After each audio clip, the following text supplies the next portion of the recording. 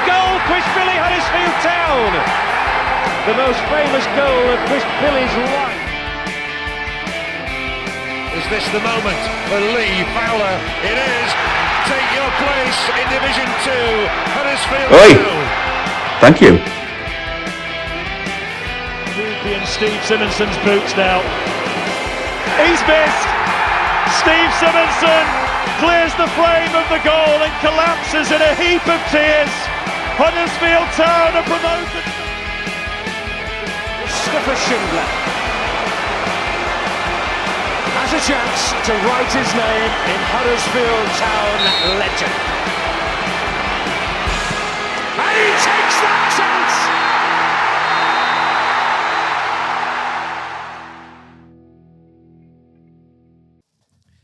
Hello and welcome to the new season of the Andy Takes That Chance podcast. Can you boys believe it? The new season is only a couple of days away and Town are due to start how they finished with a home game against Leyton Orient.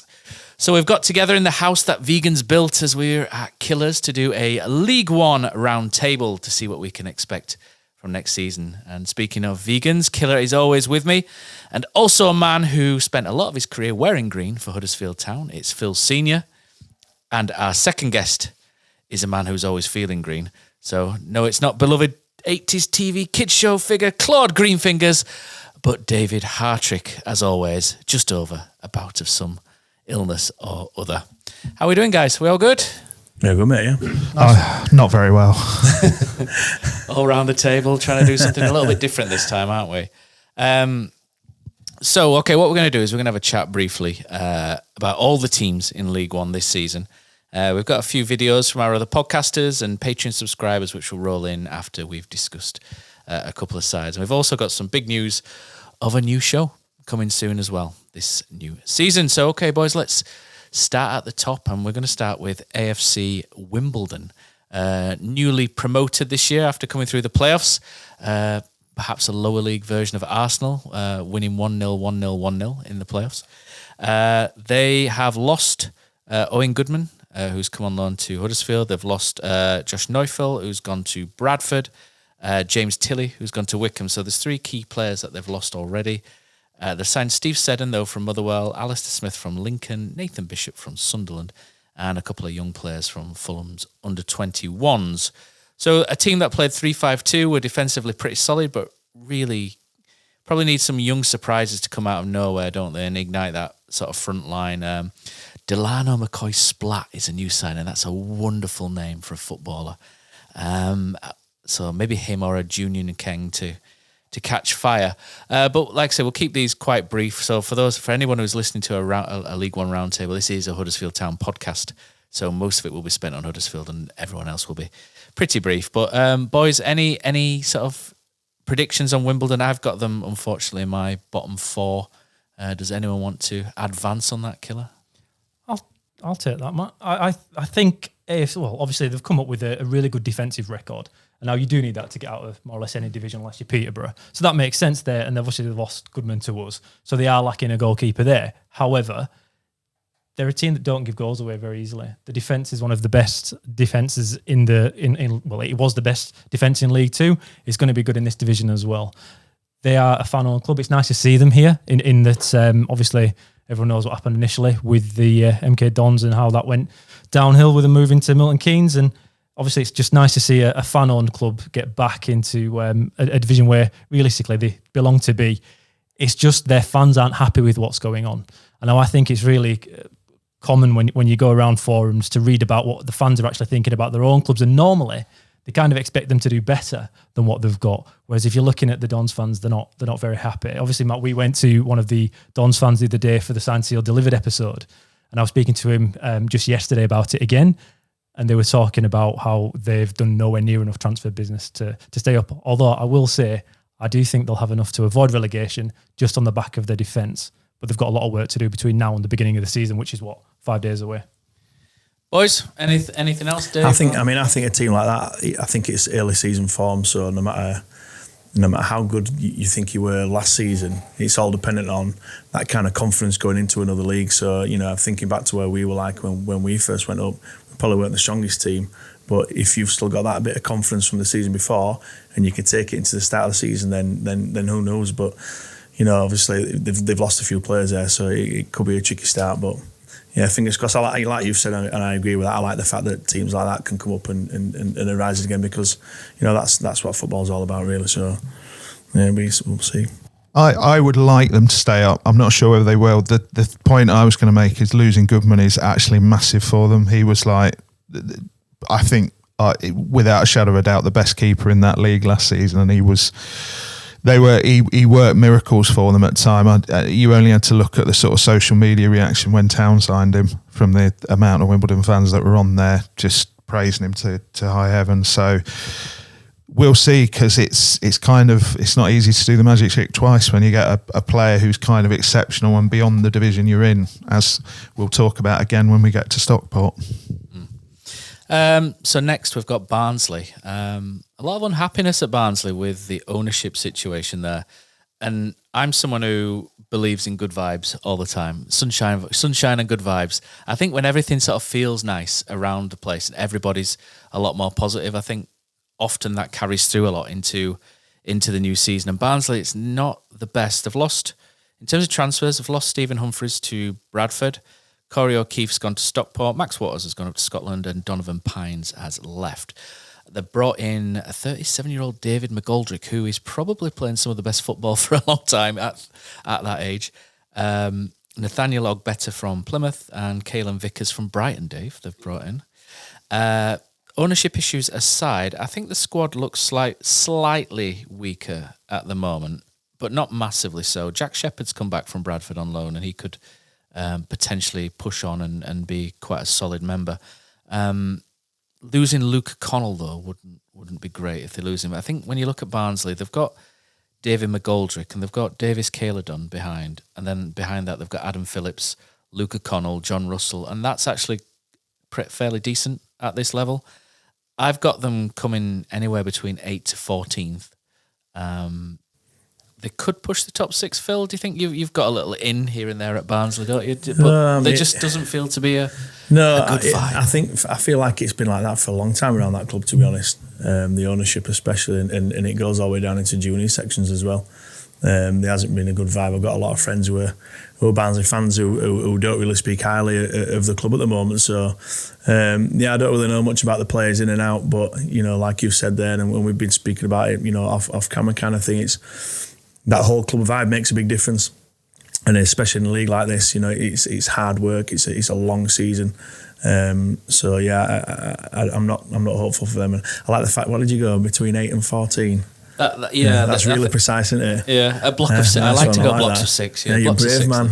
You're brave, man. I'm going to say between there. I don't think they've got enough, Dave, but in Davis Caeladon, they've got an ace. Yeah, Vickers is one we're all very excited about at Brighton as well. I can tell you he's. I think he will do well in that league this season, but it's just behind the scenes. Everything I hear behind the scenes. I know they've had one player in this summer and done his media and everything, and still didn't manage to get the signing over the line. They were taking pictures of him in the shirt on the pitch, and he's now playing somewhere else.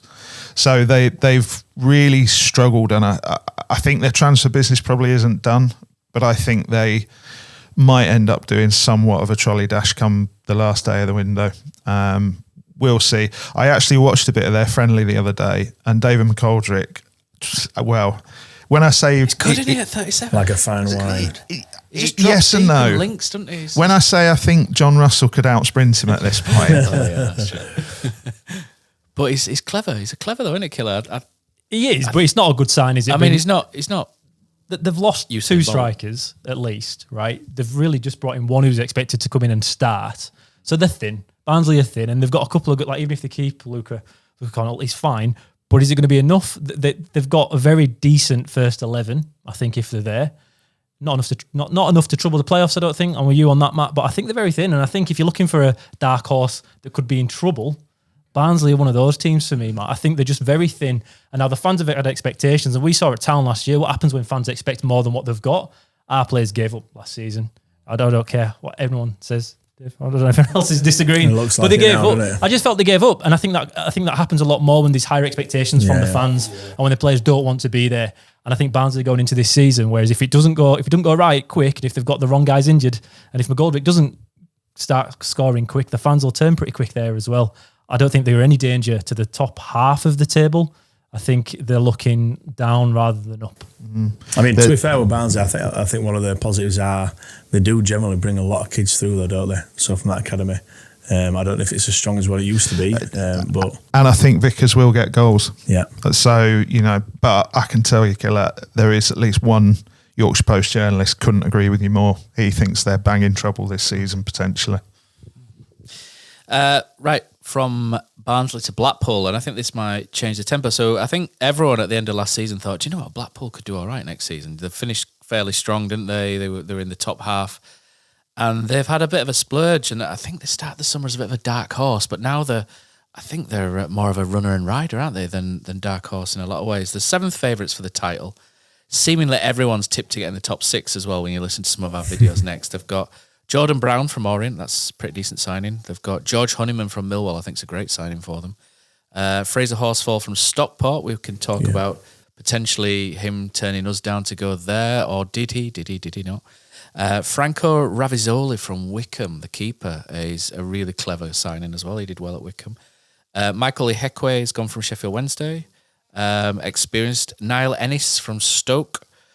Danny Imre from Palace, which I love as well. And Bailey Peacock Farrell, the keeper's come on loan from Birmingham. In terms of outs, they have lost Rob Apter, who I thought was a really good winger, that they've got really good creative winger, and Sonny Carey as well. They've both gone to Charlton. I think that's a bit of a blow.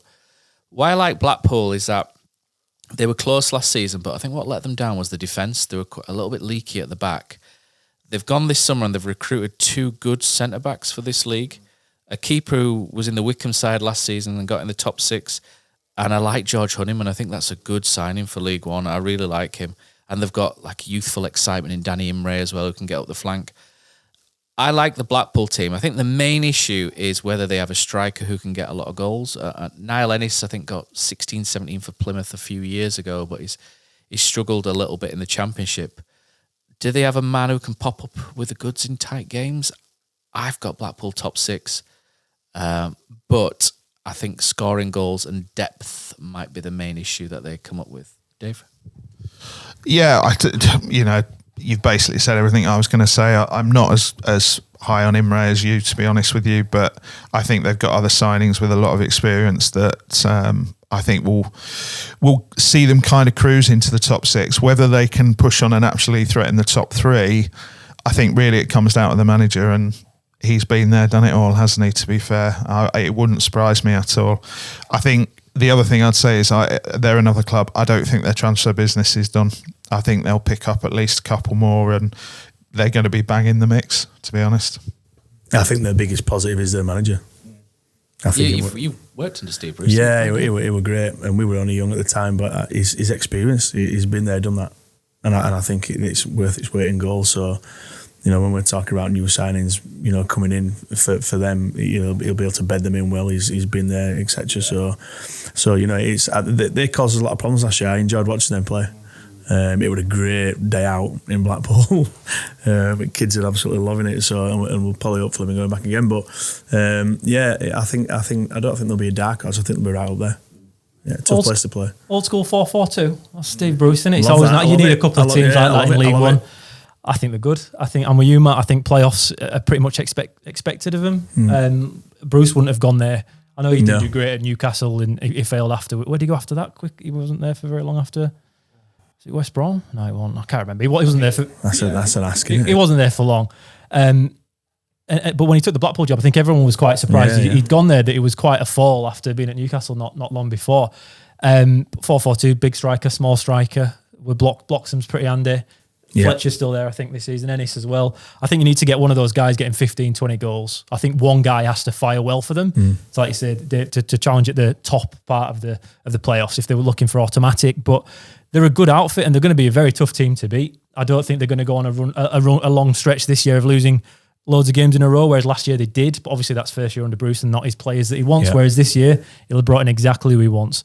I'd be very, very surprised if they didn't make the top 6. Of all the teams that didn't make it this year or last season, I think they're the ones most of us would expect to make this season. I think they're a good team, and if the defence is right as well, like you say, Matt, they'll fly this year. One of the things I would say, probably we'll come back to when talking about Town, is I don't think Blackpool are going to give anyone a head start. No. I think they'll be all right from day one. Yeah, it's going to be a good game against Town, isn't it? Quite early on. Yeah. So I think, like you say, I just can't see them going on a run where they're doomed for 10 games. They just don't feel like that side to me. So I think they'll be up there like from the start and pretty much stay there. Yeah, sorry, my phone's buzzing because there's some transfer news that we'll come to a little bit later on. It's not involving. It kind of is involving Huddersfield Town, but not. Right, so you've heard a couple of our predictions, so let's go to our first video, and we're going to go with the podcast OGs. We've got Kosi Neil and Pozza who are up first. Now then, everyone, welcome to Scarborough Beach, probably the most unrelaxing beach in the whole wide world, where you can never relax. This is absolute carnage. But anyway, enough wine here. I'm here to give you my predictions for the season. But I ask you, what is the point? Predict Luton Town to be Premier League this season, to get in the top 2 of the Championship, and no, they got relegated. So I'm sticking with them. Luton to win our league this season. Mark Bloomfield did a great job at Wickham. He'll do a good job again. The boy that can do anything, he knows how to get promoted.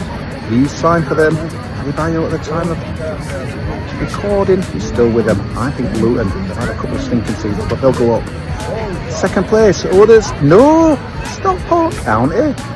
Yeah, a bit left field maybe, but honestly, last few seasons have been unbelievable. Dave Challoner, I cannot believe he hasn't been picked up yet by our club. Yeah, they've lost the star striker last year, but they know how to win. It's a very calm ship as well, run very calmly up there. A bit opposite to us really, where it's absolute carnage from week to week. So yeah, I think Stockport County, second spot. Third spot, and look, Steve Bruce's Blackpool. Bruce, some unfinished business still in a transfer market, watching an interview with him last night, and that's all. They nicked a couple of targets with us as well. Playing good football. I think Blackpool are going to be this year. They're not that surprise package because you can't spend that much and expect to be going under the radar. So yeah, Blackpool third. I think Huddersfield Town will finish fourth. I think we'll start slow while Grant obviously finds out his best combinations, his best players. The talent's there.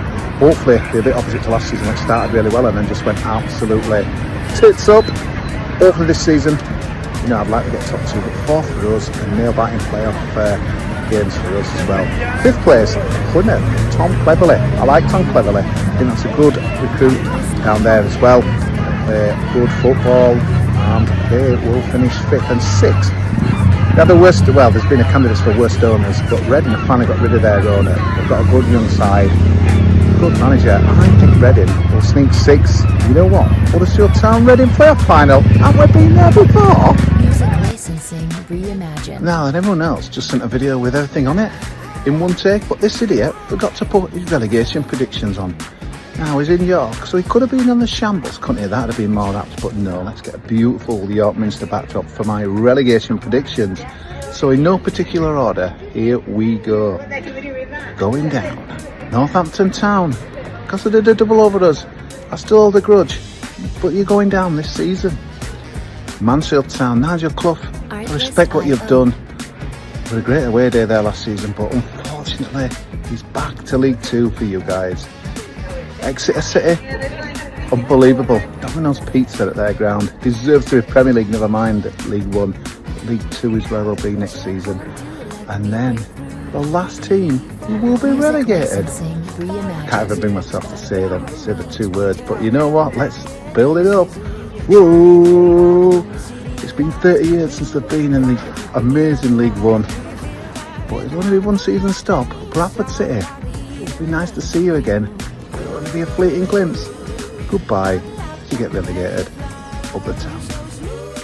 Prediction time for And It Takes That Chance. So here are mine for the 25-26 season. Bottom 4, no particular order. Wimbledon, Exeter, Burton Albion, Northampton Town. Dark horse, not going to go down well, but dark horse I think is potentially Bradford. Their home crowds, home form will potentially give them half a chance. I hope I'm spectacularly wrong and they go down. Music licensing could be a bit of a dark horse. Playoffs, the 3 relegated sides, Luton, Plymouth, Cardiff, And thrown in there, I've gone Blackpool.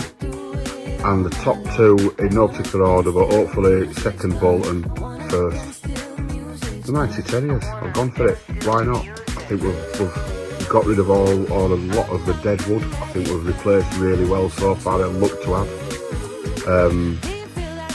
2 years of misery. Let's hope this is the time to turn it round. So we're for Town for an automatic promotion. The first one since 1983. So that's it. Town and Bolton to go. Right, here we go. Predictions for 25-26 season. Top 6 and playoffs. Obviously Luton, I think they'll be a clear favourite with pretty much everybody. Seem to have put together a strong squad. Obviously players like Naki Wells and Nigel Longwick with links to Town. Pressure could be an issue there given the expectation, but I think the overall quality of the squad will see them through. Plymouth Argyle, I think, expected to bounce back quite quickly as well. Solid management down there, and championship squad on paper at least. Cardiff City, obviously another relegated side, so probably an easy one to say. I think it'll be interesting to see how Barry Murphy gets on there. Sort of similar to Town with a new manager coming in. Could potentially take them a while to get going, but I think once they do, again, they've got enough quality there to certainly grab a top 6 finish. Coming on to Town, top 6 for me. Again, like I said, potentially a slow start under Lee Grant. Only coming in the summer, quite a big squad overhaul, quite a lot of new players coming in. It's his first team management role, so it'll be interesting to see how he gets on. I think we seem to be recruited quite well, seem to be pretty solid at the back. Up front, obviously brought in Alfie May. Do think we are lacking a little bit of creativity though, to try getting the best out of him, so it'll be interesting to see how we get on. Bolton Wanderers, similar to Town from what I can see in terms of a bit of a squad overhaul. Obviously they've got Schumacher in there now though, who has great experience with Plymouth at this level, so he knows how best to approach the league, and again I think they'll be there or thereabouts. Stockport County have gone for those as well, high flying last season. I think if the wind hasn't come out of the sails too much, you'd expect that they'd be up there and pushing for top 6 again. I'd like to put Stockport County down as my playoff winners. Recent form, they play an attacking style of play, which is always great, and obviously very recent playoff experience could potentially give them the edge amongst the others that finish in the playoffs at the end. Dark horse, I'm going to go with Reading. A bit of a random one maybe. However, I think they're newly stable off the field. The transfer embargo is gone, so there's kind of renewed optimism, and they had sort of strong late season form under Noel Hunt, so they could be an outside bet for that top 6. Predicted bottom 4. Just going to come out with the team names, no real reasoning. Just Stevenage, Burton Albion, Mansfield, and Northampton. Know very little about all of them, to be fair. However, they just strike me as teams that will potentially struggle next season. Obviously onto Town and our little season outlook. I think Lee Grant coming in, obviously leads a refreshed back room as well. Like I said, Grant's first attempt at first team football, so it will be interesting to see how he gets on and how he can adapt to that. I think it'll just be nice to have someone else in the dugout from a fan's point of view. Those you don't know really what it's going to bring, and it may bring something different that we've been used to for the last few seasons. Summer business again on paper seems to be decent. Alfie May, Ryan Ledson, Harness coming in to boost the goal threat. Obviously May in particular, massive experience at this level, proven goal scorer.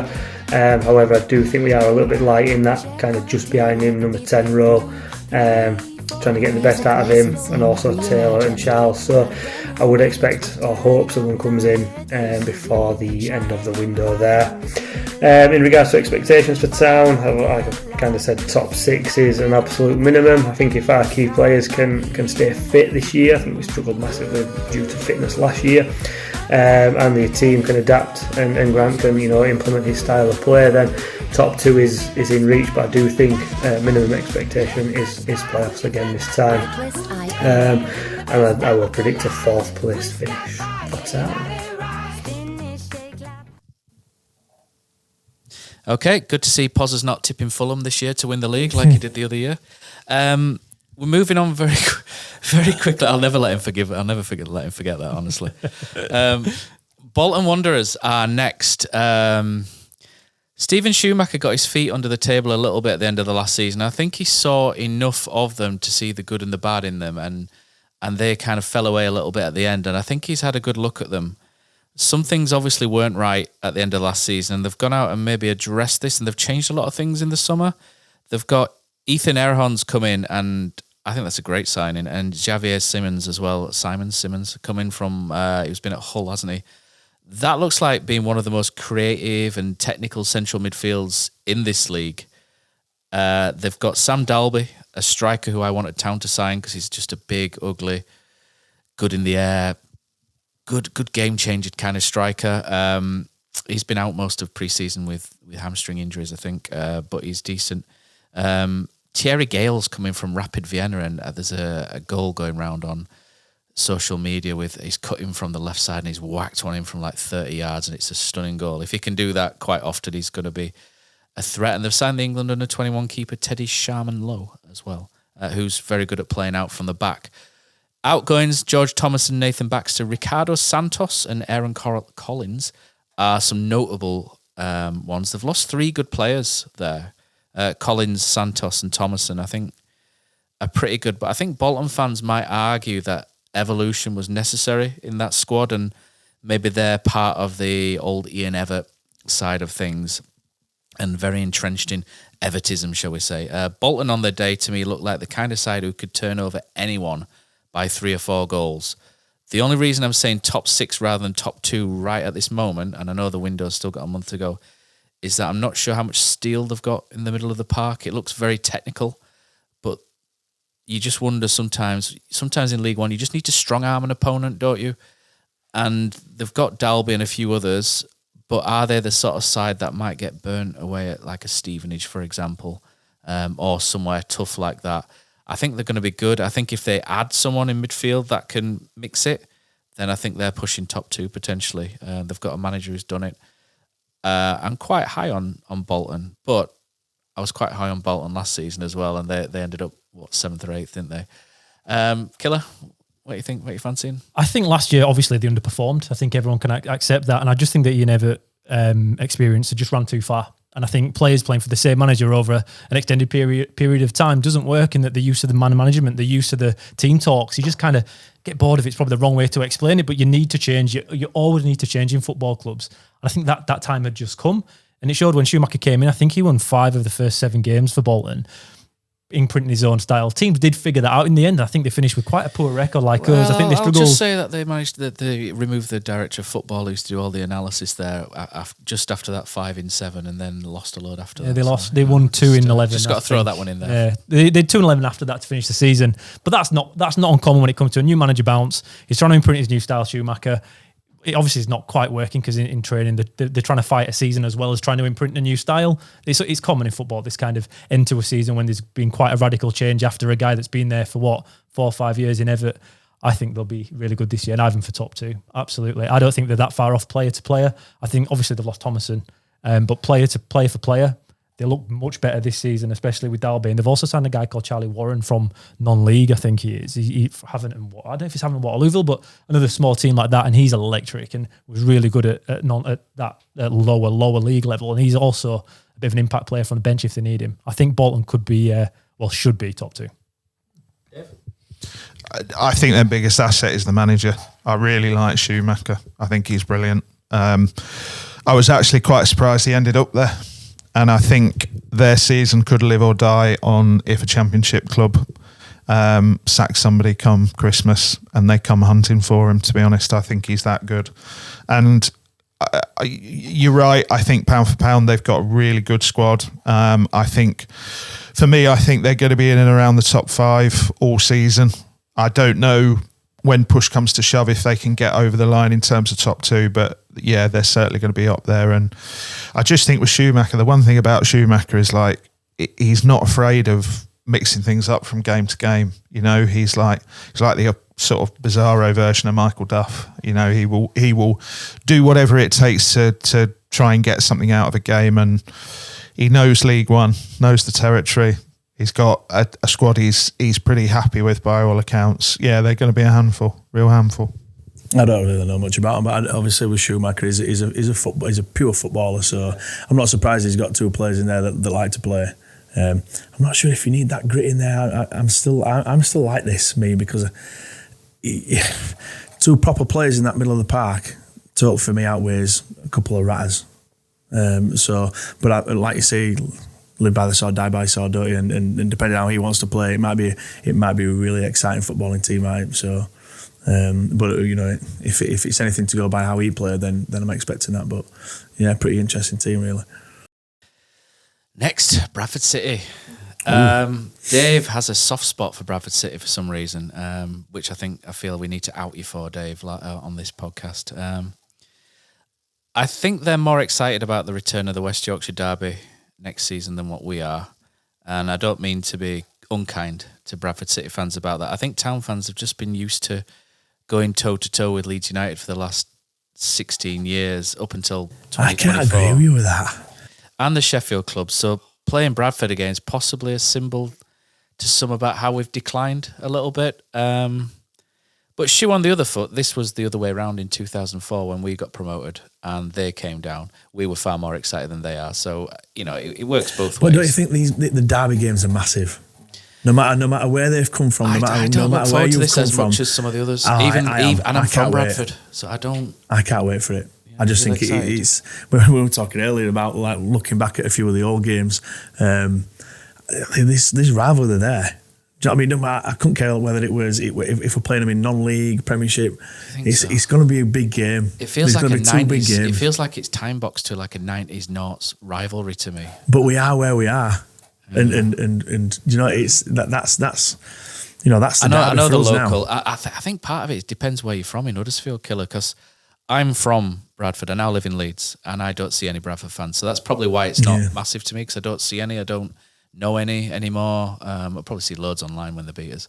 But Killer lives, South Huddersfield, and I think Barnsley. I think it depends where you're from. I think Barnsley's a bigger deal to people in this neck of the woods.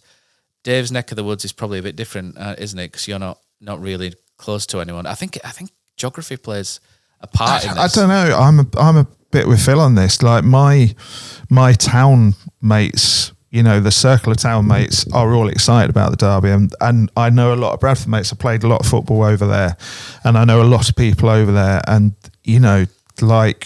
it's a big game. I think don't play it down, Matt. But I also think that like these derbies, they tell you a lot about your side and character. And one of the things I've had at my own club is that when we've not been up for derbies, it's the manager hasn't lasted long, because if it doesn't feed down, if they don't get it, you're never going to get anywhere. So I think it's big. I hope this group of players going to this game and are well up for it, because it's like I say, it's a derby game. I hope. I'm probably just thinking more as I don't know any Bradford fans really. I don't. Might be a couple of cricket dads who we've come across, but I couldn't care less about them. I could, because it's a derby, but for me, it's seeing my team play against those lot. It's a hit on the ego, I think, for some of us, because for so long they've been nowhere near us. And for me, I'm 37. Could still get a contract at Barnsley, couldn't I, if I really wanted it? But the thing with Bradford is, apart from the few years where they're in the Premier League, I feel like we've always been better than them for the majority, for all of my life. And Matt, you're right, up here I've played football at Cumberworth as a kid and everyone's a Barnsley fan. Sheffield Wednesday, Sheffield United. There was no real Bradford fans. I had a Bradford City girlfriend once, actually. This is a very different story, but I had to sit in the Bradford end when Town played him every time. I think Danny Adams got a pie thrown at him once, and I was sat in the Town end. It was right in front of us. It was right in front of us, and I had to sit there very quietly. Most times we won, so that were great. But no, Matt, I understand what you're saying. I think the rivalry with Bradford, if you're a little bit older, it might be... Be careful. If you're a little bit older, it might be a bit more relevant, because I think before then they may have been closer to us. Honestly, 20 years ago, it was hot. Do you know what I mean? And that was the one. It was one of my first away games I went to, and I remember it being really hostile on the coach. It was when Gordon Watson broke his leg. Because I don't know if I've told the story. That was the 90s though. Yeah, but I told the story to him. I mean, I met him down at Lillishore. We were in the queue to go for some food, and I said to him, I told him I don't think that was a bad challenge, and but I was there at the game and I just thought it was just a 50-50. And he did lose his head with me, and I was only 14, and then 10, 15 years later, I look back at it, it was dreadful tackle from Kev. But it were, I think that was my first away game, and everything. I felt what gets there. overlooked in that though is Gordon Watson proper. Oh, he did. He levels Paul Reed, and if the referee pulls him up and sends Gordon Watson off at that moment, it's different. Yeah. But it's a shocker from Kevin Graham. Oh, yeah, it was terrible. It was terrible. You look back, it doesn't age well. Does that tackle? That would have Kev challenge on it. He probably will actually go in football. In fact, it would probably off his touch on it. But let's talk about Bradford then. Apart from Dave's soft spot. So I think more people are probably looking forward to this return than what I am. I'm a little bit. We'll get you there. Watch it. I'll probably get to Derby Day and I'll probably look for it. It'll probably be different. Yeah, probably. And then all the memories come back when we do the driving, won't we? Of Phil and Paul Rahubka battling out and what have you. But so how will they do? I think they're one of the harder teams to predict. Bradford. The incomings, they brought in Stephen Humphreys, who's very inconsistent, but when he's good, he's very good. They brought in Josh Neufeld from Wimbledon, who was good in League One, right wing back. Matthew Pennington, Joe Wright, centre backs, bit of experience. Joe Wright from Towns Academy, Phil. I don't know if he was around similar, probably later. A bit later, yeah. Ibu Torre from Stockport. So they've nailed the wing backs there with Neufeld and Torre. Max Power's come in. Everyone thinks of The Simpsons, don't they, when you think of Max Power? If he's still like he was a couple of years ago, that's a great signing. If he's still like he is. Romany Critchlow, Richard Smallwood, Jack Shepherd are the sort of notable ones that have gone out. Should Bradford play that defence every week, they should be fairly solid, I think. The wing-backs are pretty good. A lot will depend on Humphreys and how good he is. And Max Power as well. He's the replacement for Richard Smallwood, isn't he, really, in that sort of midfield. I think a lot of people are probably higher and get carried away with Bradford more than they possibly should. I think you have to remember they kind of stumbled over the finishing line a little bit, didn't they, with the joint lowest points total to get automatic promotion for 27 years from League Two. And the reason I mention that is it's because they're not a Stockport or a Wrexham coming up. They got the job done, in fairness, but they've not got a lot of money to throw around. But they've got is it David Sharp there, the ex-Wigan owner as well, I think that's quite a clever little appointment they've got. I think providing they don't get a Huddersfield Town injury curse, I think they'll be all right, Bradford. I think they'll be sort of like lower mid-table, between sort of 14 to 18, that kind of range. I think they'll be fine. I think they've recruited fairly okay so far. They've got some more to do. Andy Cook will be back at some point, who isn't the quickest, but you put crosses into the box and he's fairly dangerous. Scores goals. Yeah. He's the reason why it fell apart last year for them. They managed to get over the line just, but when Andy Cook got injured, they really struggled afterwards. I think they've got Kavanagh, Cook and now Humphreys, and they just need one guy to step up if Cook isn't there and not fit, because that is where we go into the season for Bradford, isn't it? If Cook can stay fit. I think they'll do enough to stay up, and I think they'll be perfectly happy with that, is my gut feeling. My soft spot for them, Matt, I'll confess this now. Is it because Seabrooks come from Bradford? Is that no? My soft spot and Stephen Chicken's soft spot for him is only because we know it winds you up. That's the only reason we have a soft spot for him. I mean, you could have picked other teams that have wound me up more, but but to be fair, as I said, I think to go back to your point about how they got up, sometimes I don't think it matters. It's almost kind of sometimes it works even better if you stumble over the line and you feel like you've just got there because you think, wow, and you carry, I mean, like whatever you think of them, those scenes when that goal went in on the final day there were like proper limbs, proper, that's whoever it is, that's what you want football to be. That's all you wish for your own club. They've got like a happy vibe there as well, which I think, like I said earlier, counts. I think everyone's feeling quite good. And I do think they'll do enough to stay up. I think they'll be all right. But I think that's the limit of their ambitions. I think that's fine. I think if someone said, 17th, 18th place now, I think they'd snap your hand off at it. I mean, I would add that it is. You could see like more and more. You'd see on your feeds there was a lot of excitement around the place. The attendances were good. I don't think it'd be an easy place for teams to go and play at. No, I don't. So I think as long as they don't start poorly, because they can turn a bit, can't they? I mean, like Huddersfield fans. Yeah, well, we know that, don't we? Not too dissimilar. Yeah. Burnley were a shocking result for us, wasn't it? But so Phil, you're saying same killer? Similar? Yeah, they'll avoid relegation. They're just irrelevant. I think they'll be fine. I think if we're going on between 6 positions, Matt, they'll be between 20th and 14th. There you go. All right. I think that's pretty much where I think we've all got them. Burton Albion pulled off a great escape last season. They've got Gary Boy in the dugout, a lot of experience. Very dull, but does the job. Not a fan. Bit of a Ron Seal, isn't he, Dave? They've lost Ryan Sweeney from the back, who I think's pretty decent, and Roman Barrell's just gone to QPR, and I think that's a big loss, which I think will be an issue. They brought in Fabio Tavares from Coventry, and I think when they brought him in 4 or 5 years ago, they thought it was going to be like the next big thing, didn't they? So if he hits the ground running to replace Burrell, they might be okay. But I'm not sure. They've got Kyron Lofthouse and Toby Sibic from Wigan's fairly solid as well. I've kind of got them in the bottom 4, but I will caveat that with if Tavares, whatever you pronounce it, picks up where Burrell left off, then they might be all right.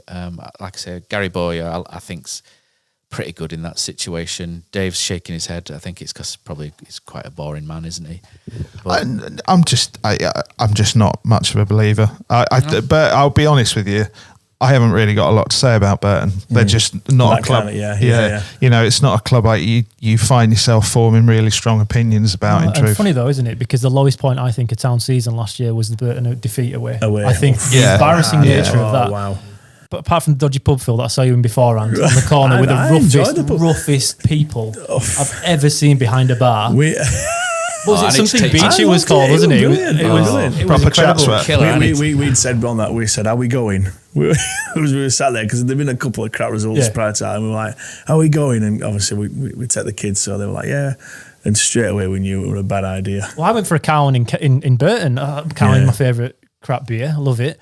Right, it were awful from that point. We did that, yeah. No, I thought Burrell ripped us to shreds that day. Yeah, and obviously him not being there for us alone's a really good thing. Although I think we might have a little bit more pace at the back this season than we did last season. Maybe. I don't know about that, but we didn't play well at all, did we? No, it was shocking. But again, if Gary Boy is not there, I think they're down on day one. Yeah. Last year they started, I think, with 2 wins in 25 games. I think they survived. This is me guessing. The position they survived from, nobody's done that before in League One. I'm pretty sure it was so bad. And now they've done that 3 seasons out of the last 5 seasons. This is how Burton work. But I don't think there's another Gary Bowyer if it starts like this. And they've got to find somebody else in December. It won't happen. I've got them safely in the bottom 4. I don't think we're losing Burrell. They can manage it. I think we made them look like Barcelona. We made them look unbelievable on the counter-attack. I've never seen a team embarrass us as poorly as Burton did, considering everything that was going on in that season, that we were still before the kickoff looking for 6th place. The food outside was fantastic. I'll tell you what, if Killer thinks Burton's rough, I'm going to take him out around Ravensthorpe for a couple of pints. Listen, it was not a rough pub at all. I've been in Brisbane too long, so I'm just adjusting again to these League One divisions, I'm afraid. Exactly, Burton, I think most of us are we kind of know where to expect. This could be a bit of a different one. Cardiff City, they've taken the Brian Barry Murphy plunge, which we didn't, if you believe the reports. He'll need to get over an entirely new playing style at Cardiff because they've been a bit all over the place, haven't they, Cardiff? Everything seems to be done quite late on as well with Cardiff, which I didn't like. Barry Murphy came in really late. They've not signed anyone as of yet, so everything's just late for Cardiff. And I watched Benjamin Bloom's opinions, and I think he's really good, but he's got them in the top 2. Outgoings, Gautas, Aaron Ramsey, Callum O'Dowd is a good player, he's gone. Roko Simic, Anwar El Ghazi, Yaku Mete, Andy Rinamotta. I don't think there's a lot there that they'll be worried about losing either. As it stands, they've still got Jesper Dahlen, Perry NG, who's a great player, Ryan Wintle, Ruben Colwell, who I think a lot of people think might light up League One, Chris Willock, Callum Robinson. So I'm going to give you my prediction is just top 10 for Cardiff. It might be a controversial one, but I just think Brian Barry Murphy's system might get them in trouble in transition a lot, especially the way that they play out. Mostly, though, I look at Cardiff and I just think since 2022, they finished 18th, 21st, 12th. Even though they finished 12th, they still lost 22 games that season, which is more than last season when they finished bottom. They've been around that bottom end for quite a while. They're used to losing 20-odd games a season. We've been here. For 4 seasons running, And it takes it out of you. And they've not had a squad churn. No. So I think their next season's Huddersfield Town, where everybody expects them to finish in the top few. But with a new manager trying to get something across and a squad that are used to losing. Yeah, it's difficult. And they might make us look like idiots and freshen up the squad in the last month of the window. And, I look at more of the fans, go on and top there was two. a lot of negativity down there. Yeah, I just don't think things are right there. And ownership issues as well. They don't like the guy, do they? I can't remember his name. He's from Thailand, is he? That's it, Vincent Tan. Yeah, they had a lot of issues down there last year. I just think there's a culture there. There's a culture issue maybe there, which is 4 or 5 years in the making, similar to Huddersfield. And to turn it round, I think you need transition. You need players out, players in, and they've not done it yet. They were awful last year. They were awful. And one thing that really annoys me when listening to all these pundits, I know like we're trying to do that now, right? But they talk about how big the difference is between the Championship and League One. I don't think those teams dropping down from the Championship, when you compare them to the upper teams in League One that have done well the year before but not gone up, I think there isn't much of a gap at all, if any. I think there is, but I think it's the grind that gets you. I think your performance can be lowered by other teams. Yeah. Like you said. Maybe that's it. But over the course of 46 games, when teams like Cardiff come down, having had the season they've had last year, with 0 new transfers coming in, the culture's going to be exactly the same. The same problems, and just like we faced last year. As soon as you might start well, and if you start well, that's fantastic. Until you do lose, and that's when you're tested. It's not about just starting well; it's about how you react when you have that first defeat, and when they've got the same guys in the room.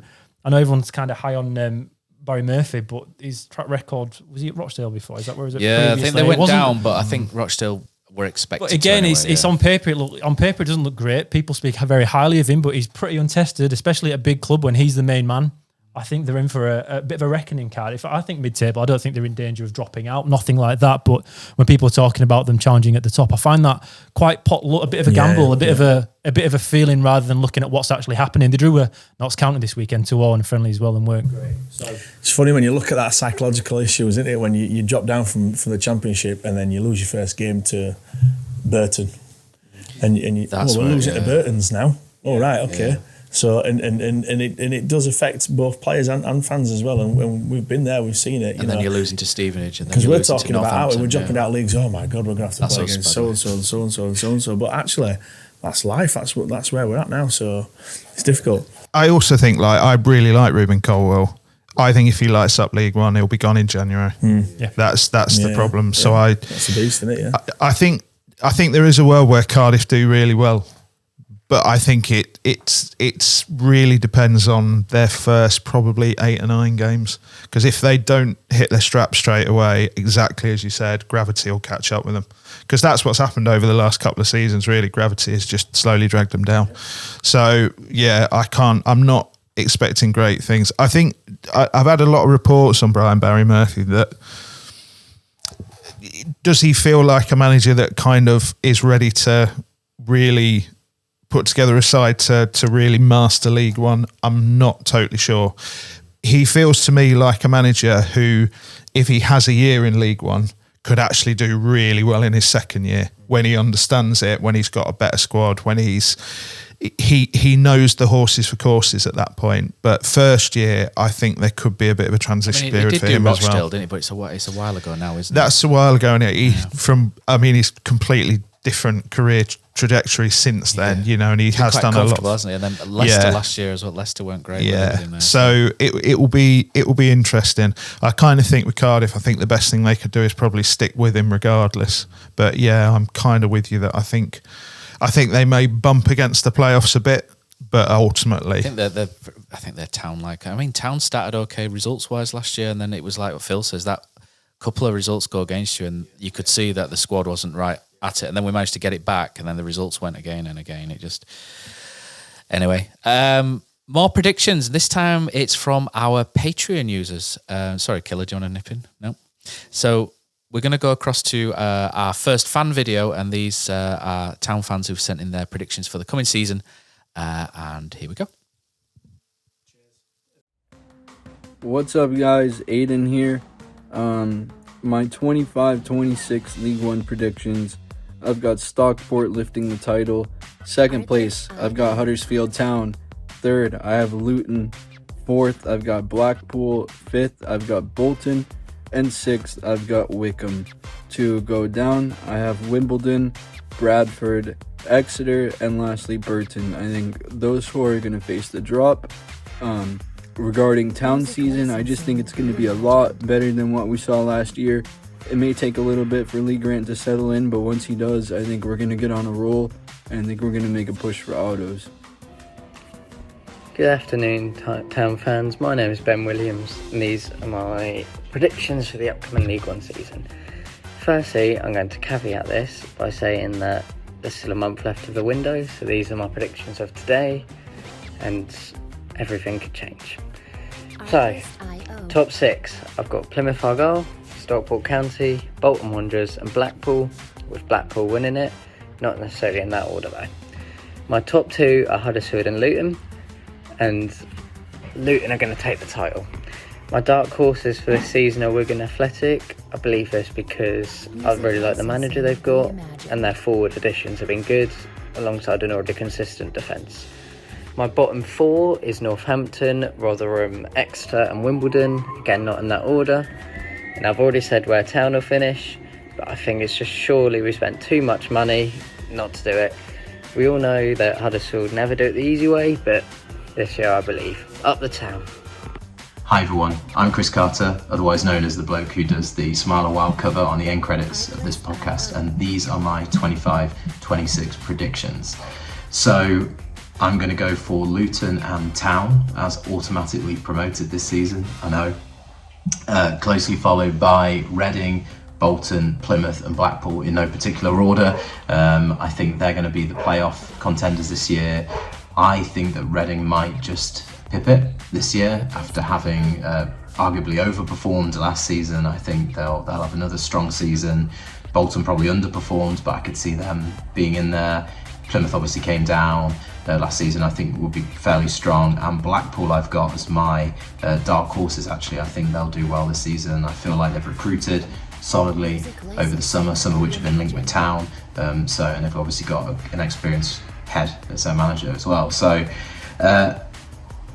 conversely, I think that Exeter, Wimbledon, Burton and Northampton will be the bottom 4. I think they've got relatively weak squads, and I'm not too impressed with their recruitment over the summer, so I can see them going down this year. In terms of Town, I think Town will finish second. I can't believe I'm saying that out loud. It'll be the first time in my lifetime I'll have seen them automatically promoted. But I do think that they'll be strong contenders for that spot. They've done well clearing the decks. Very solid recruitment in my opinion. Round pegs, round holes, which has been a nice change. I think if there's any risk, it might be that Grant and the coaching team maybe a little inexperienced, kind of in the kind of lead role. But having said that, I think they've done well where they've been, and we've got a good track record generally with the young coaches, and the early seasons from pre-season are good too. So here's for a good season. Take care of yourselves and up the Town. Hi guys, it's Dan Peckett here. So here's my predictions for the top 6 in League One. So I have Luton Town, Plymouth Argyle, Huddersfield Town, Blackpool, Leyton Orient and Stockport. The dark horse is Barnsley, just because I don't think you can never rule out Barnsley. For relegation, I put Bradford City, Doncaster Rovers, Northampton Town and Burton. As for Huddersfield, I have us to win the playoffs. I think getting into the top 2 might be a step too far, given the fact that we're still lacking in a couple of creative players. I think if we can get those creative players, we might get into the top 2 if we're lucky. But I think that it really does just depend on that. If we do get to the playoff final, can we do it not via penalty shootout? Because I don't think my stress levels can take that anymore. Hello, Dean Smith here, not that Dean Smith. I'm going to go bottom 4, Wimbledon, Burton, Port Vale, Northampton, dark horse, living near Mansfield, living in between Mansfield and Nottingham. Keep a good eye on Stags and really like Evans up front, so we'll go with them. Top 6, Luton in 6th, they'll have a hangover. Stockport 5th, Plymouth 4th, Bolton 3rd, Blackpool really like this season in 2nd, and Town, if we get a creative midfielder /10 I think we'll have a really, really strong season. I'm really impressed with the recruitment. So hopefully we get that player in the missing piece of the jigsaw and we smash it up the town. Morning, Matthew. Predictions wise, bottom 4, I won't give any reasons because no one's asked me, but Northampton, Exeter, Burton, and just for a laugh we'll go Bradford. Playoffs are tough. I think there's plenty of sides could get in there, but I'll go Wickham again. Still based of a good side, and they've got Coney. Little bag for fun probably again if you don't go. Stockport I think will be in there again. I think one of relegated sides, Plymouth maybe. I'm not sure about Cardiff, so we'll go Plymouth. And then probably ourselves. I don't think we've got quite enough to get autos, to be honest. Not far off, but I think we'll get pipped. And then top 2, I'd say Luton. They've got best squad in league easily. They should win it. And then Bolton. Saying that, I think good manager. Music licensing. Been promoted before, and they've got a good squad, and they've probably underachieved last couple of seasons. So that's what I'm going with. See you later.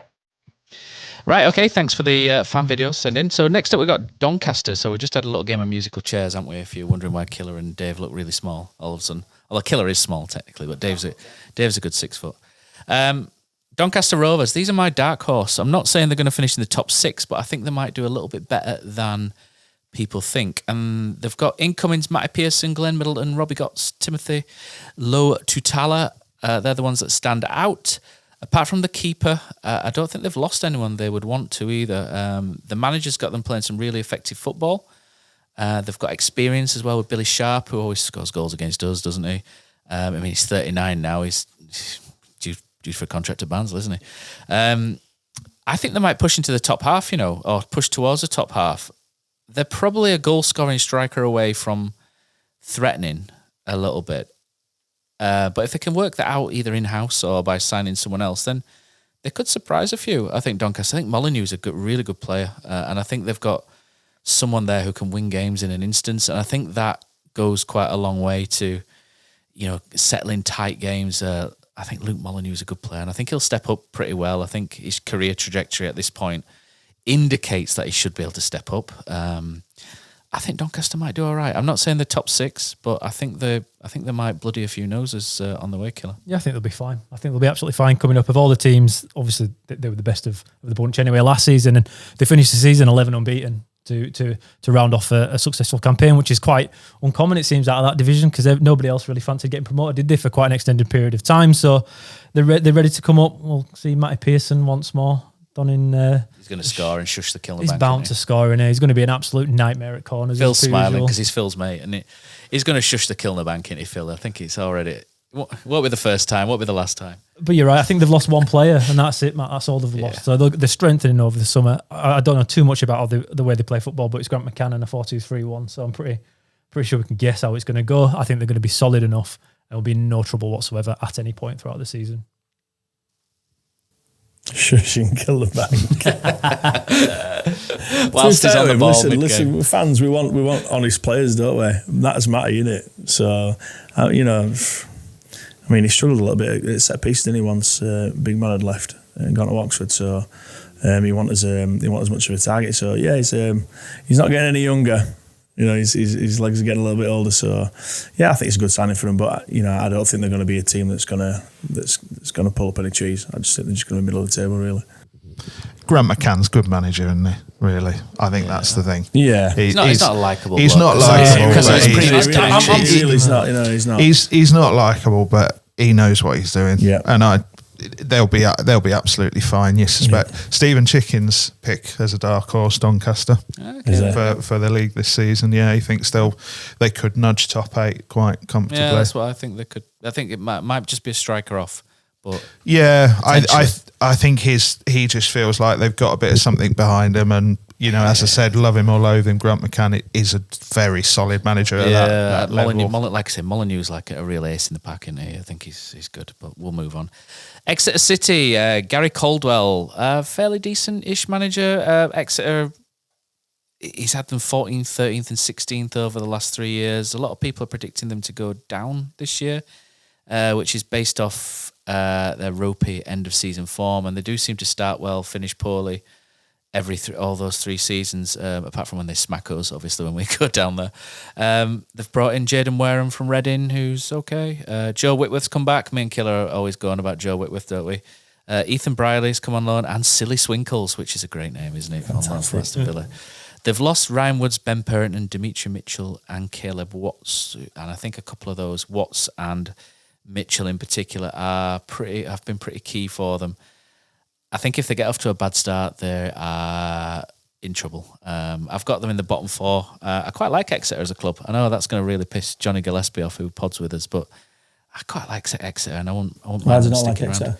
He's got this weird Torquay thing that he has going on, and Torquay Exeter have this thing. So yeah, obviously he's picked a local club. But now one of his mates is a big Torquay fan, so they swap. His mate comes to watch Huddersfield, and Johnny goes to watch Torquay sometimes, but. I think Exeter are in trouble. They're battling to stay up. It's them or someone else who go for me, but I think Exeter might go. I think they're in trouble. I'll tell you what, I've booked my weekend down there. It's a really nice away day, Lovely for a nice weekend. On my own, no family. We'll have a cracking time. Mid-September, I think it is. So the weather won't be too bad, hopefully. But no, I think they're in trouble as well. I'm with you, Phil. You mentioned something earlier on about centre midfields. Yeah. And one of the biggest problems we're going to have in town this year is centre midfield, and we'll get onto that, I guess, potentially later on. But they've lost their midfield, Exeter.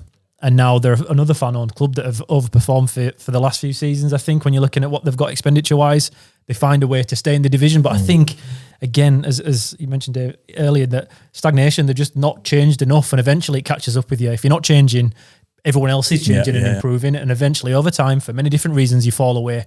I think this is the year for Exeter, unless they get the midfield right. Maybe they will, but midfields are the hardest things to build. Because you don't know, individually, they might be fantastic players, but it doesn't matter. We've seen with Ben Wiles and Evans, they can't play together. It just does not work. It's not about individual ability. As a unit, hasn't worked at all. The same thing could happen here to Exeter if they bring in an entirely new midfield and expect it to work from day one. I think they're in trouble. And I'm with you, Matt. Bottom 4. Yeah, it's tough as that. Very likeable club. Really, really likeable club on a lot of levels. And it's a shame, but yeah, it feels like this is the year for them. But, they're one of those clubs that I think bouncing between League One and League Two is potentially that's kind of their level. That's what they do, So I would, if they go down, they're one of the clubs that I would immediately back to potentially come straight back up next year. They are, like a likeable club and quite a likeable manager. But yeah, their football is doggo at times. I have to think about teams like Exeter. Surely it takes a lot out of you, the travelling. I used to love away days where we'd stop over and have a bit of crack with lads, but I think it's a tough ask to do all that travelling, especially at this level. These Premiership teams, etc., can travel in luxury, but yeah, it is a good club. I always like playing. Leyton Orient are next. Last season's surprise package. Richie Wellens, another similar manager to Grant McCann, I think. So it kind of goes around the same circles. Similar sort of things. Well thought of, and they've kept him. Incomings, Aaron Connolly, who Dave loves, Josh Karoma, Dimitri Mitchell, Idris El Mazouni, I think it's quite a good one. Michael Craig from Reading. Those are the standouts. Some interesting pickups, but they've lost Ethan Galbraith, Jordan Brown, Dan Aggie, Don Ball, Randall Williams. They've lost all the loanees as well, like Josh Keeley, Jamie Donnelly, and Charlie Kelman. I've got them in mid-table for this. I think it's when you lose so many good players like that, and I think they were so unexpected as well where they were. I think it's hard to repeat. It had been hard enough to repeat the trick anyway, but I think without Donnelly, Kelman, Galbraith, Agate, that entire front line, I just don't. I mean, it'd be amazing. I mean, it'd be fantastic if they did it again. So you said it's a good start for us? No, well, not necessarily. Anything could happen there, but I don't see Leyton Orient over 46 games getting in the playoffs this time. There's nothing left. Who are they going to play, Matt? They've lost basically their entire attacking outlet, which I must say, of all the teams in the division last year, even Birmingham, I actually thought Leyton Orient's front 3/4, if you can't call it, they were the best in the division. They were fantastic to watch. I loved watching them. That's, in my opinion, how you should attack, and that's how I'd love Town to play going forward. But they've lost everyone.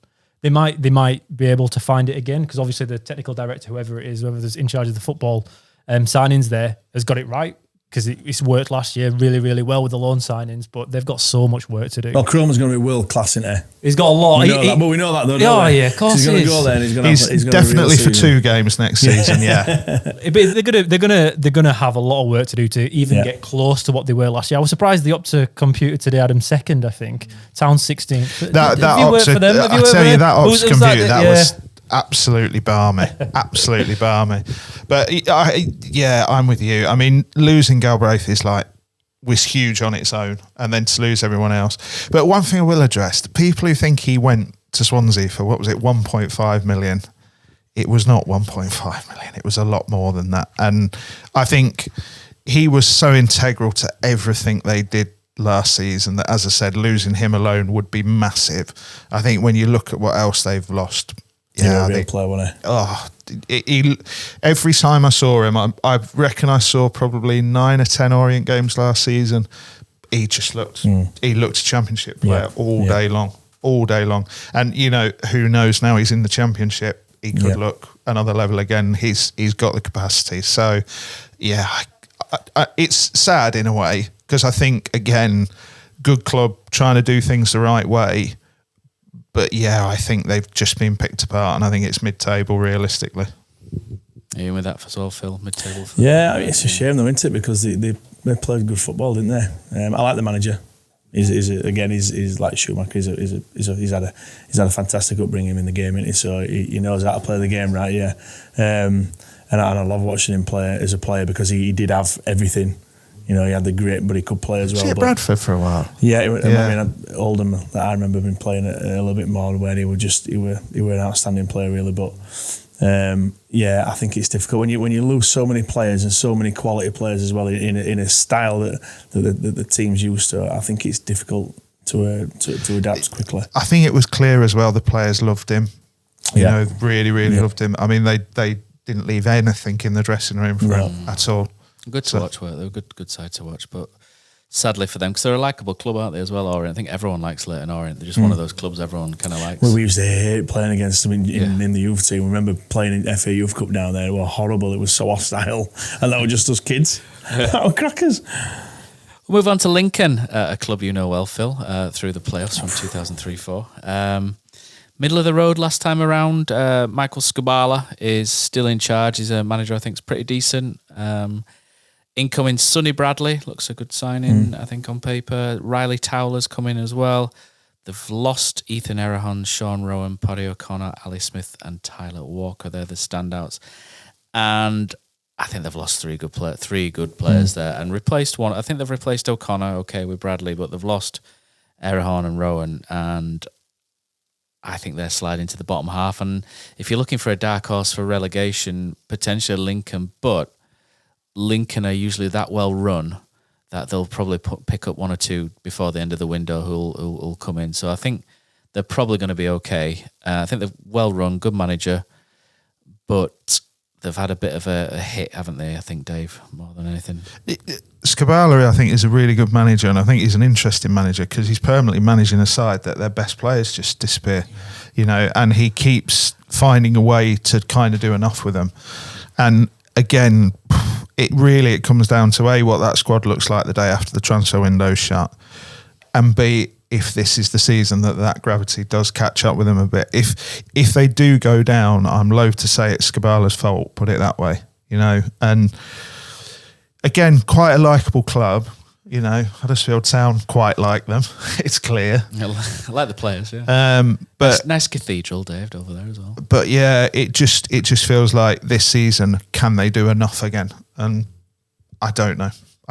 They finished 3 points behind us, I think, last season, and it feels like the gap today is much, much bigger because of the players that they've lost, like you say, Matt. Sonny Bradley is good. I hate seeing him play against Town. He always has a good day against us, and you always need somebody like that at centre back. But when you lose O'Connor, when you lose Rowan, who played every minute of every game last year for him.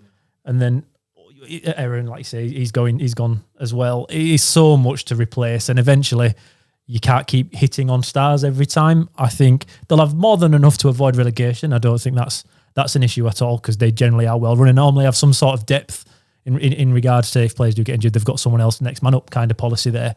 They'll be fine, but I don't think they'll be anywhere near the top 6, whereas last season they kind of ended trying to chase it down, even though they I quite like the wide striker, the guy, is it Javan Makoma? Is it Makoma, his name?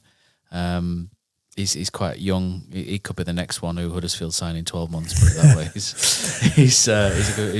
He's got something about him. But Lincoln, bottom half for me, Phil. I'm always intrigued by some of these clubs because they seem to find good players. Do you know what I mean? And it might not be a full team of good players, but they always seem to have a radar where they can find these players, and we don't. I don't know if we pick the obvious. I don't know if we just pick the obvious ones, the ones that are already established. But I think in this league, it's an opportunity to find those little rough diamonds, really. And clubs like Lincoln always seem to do, and they're a tough team to play against. Going over to Lincoln, it's not an easy place to play.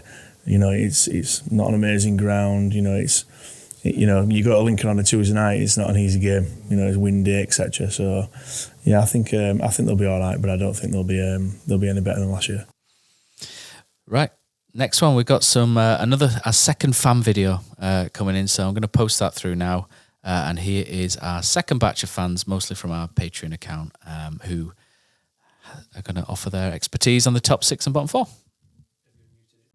Hi Matt and Annie Takes That Chance listeners, Freddie Cocker here, founder of mental health platform Vent and obviously a massive Town fan.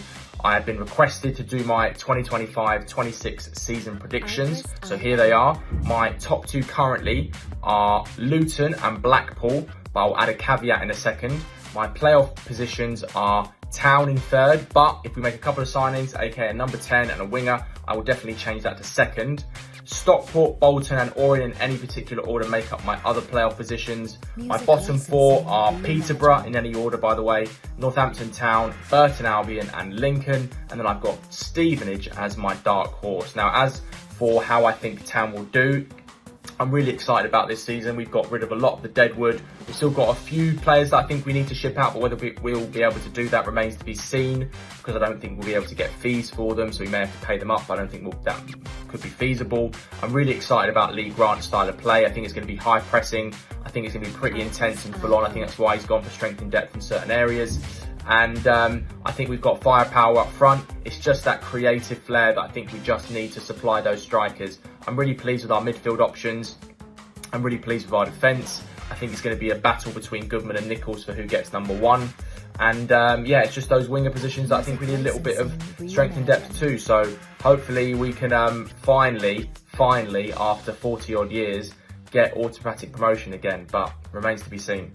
Thanks a lot. Hi, I'm Jimmy Islip, the great-grandson of Ernie Islip, centre forward when Huddersfield Town won the FA Cup. Dad, you always talk about that. I do, don't I? So my top 2 for promotion, Luton and Huddersfield. I think money talks in this division, and we've certainly been spending it. The playoffs, I'm going to go Bolton, Stockport, Blackpool and Cardiff. I think Bolton are my dark horse for doing really well this year, actually. They made some good signings, spent a lot of money, and they're a well-supported team, and I think they've been hanging around in League One for longer than they're due. Relegation, I'm going Wimbledon, Burton, Port Vale and Stevenage. I think Burton are well due going down.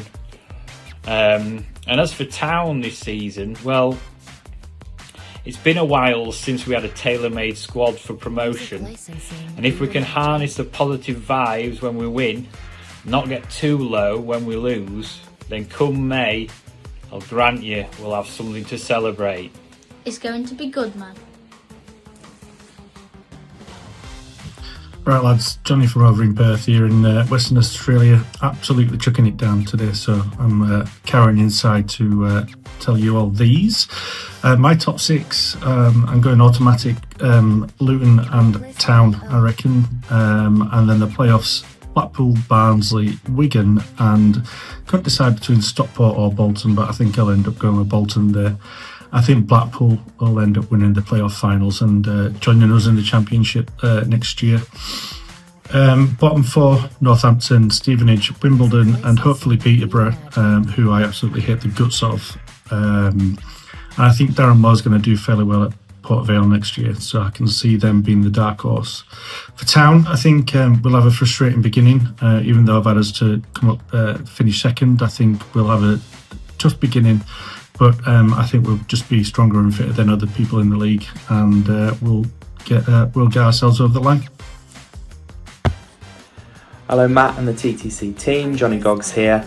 A revitalised Reading will be champions this season, closely followed by Luton in second, bouncing straight back up. Playoff places, I'm going to go with Cardiff City in third. They may well start slow, but they will gather momentum. I'm going to put Town in fourth, and playoff winners, more on that shortly. Stockport County in fifth, and I think Stephen Schumacher will get Bolton into sixth. Bottom 4, I have Exeter City in 24th, Burton Albion in 23rd, Northampton in 22nd, despite them having our number last season, and I'm going to have Darren Moore's Port Vale losing out to AFC Wimbledon on the last day and going down in 21st place. For Town, I'm going to be hopeful that despite a slow start, our quality will show a la Cole Brown's second season, and we will return to the Championship. Thanks so much. All the best for the season. Hi guys, Josh Phillips here. My top 2, I've got Plymouth and Bolton. Playoff teams, I've got Town, Luton, Cardiff and Blackpool. Dark horse, I think Orient will do alright again. Bottom 4, I'll go Wimbledon, Burton, Northampton and Port Vale. Town is obviously very difficult to predict because of all the new players, but cautiously optimistic. Luton and Cardiff very used to losing for the last few seasons. We know how difficult that is to stop. So hopefully with this reset that we've had, I'm confident we can flirt with the top 2, but I think playoffs minimum. Hi, I'm Morgan. You might know me as Hotline on X.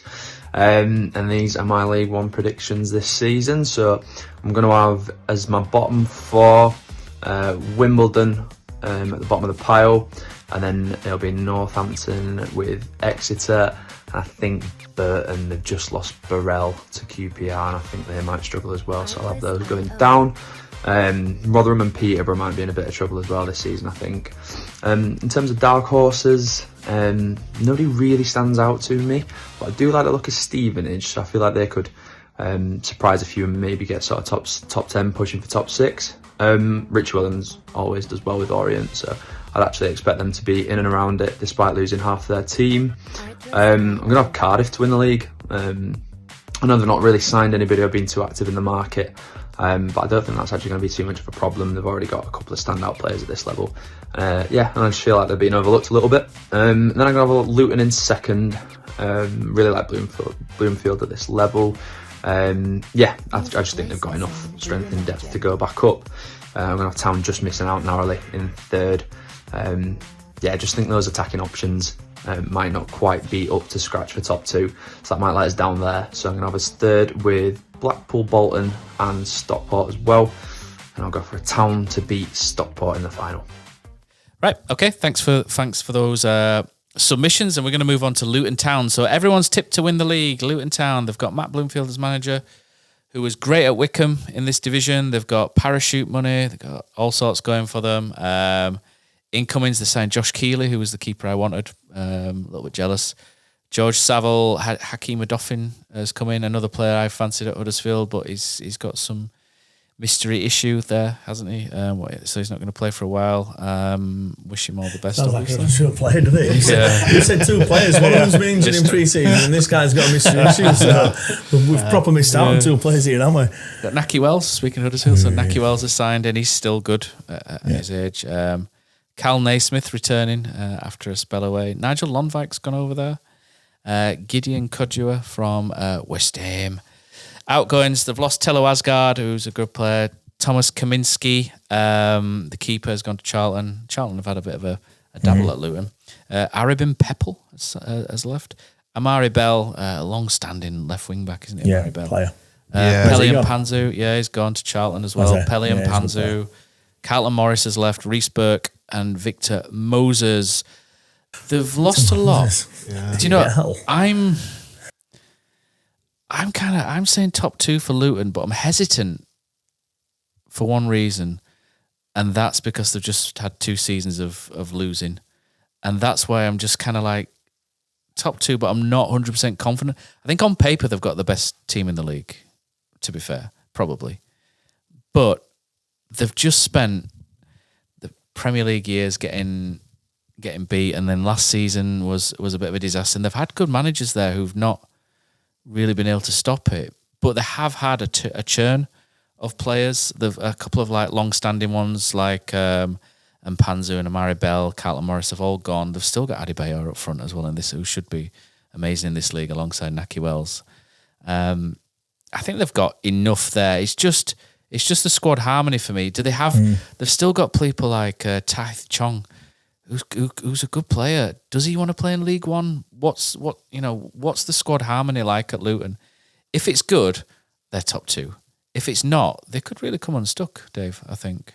But I have got them top 2 because I don't know anything about the harmony of the squad, obviously. The point I made on the We Are Terriers season preview, my questions are around the manager, because he did really, really well at a football club where the club was kind of built in his image and he was part of the furniture and he'd been there a long time and he knew it inside out. It's very different when you're at a different club, and he knows the league, he's been here before, but I don't think it necessarily follows that with the pressure that is going to come with that Luton job this season, that he just rolls on and everything's fine.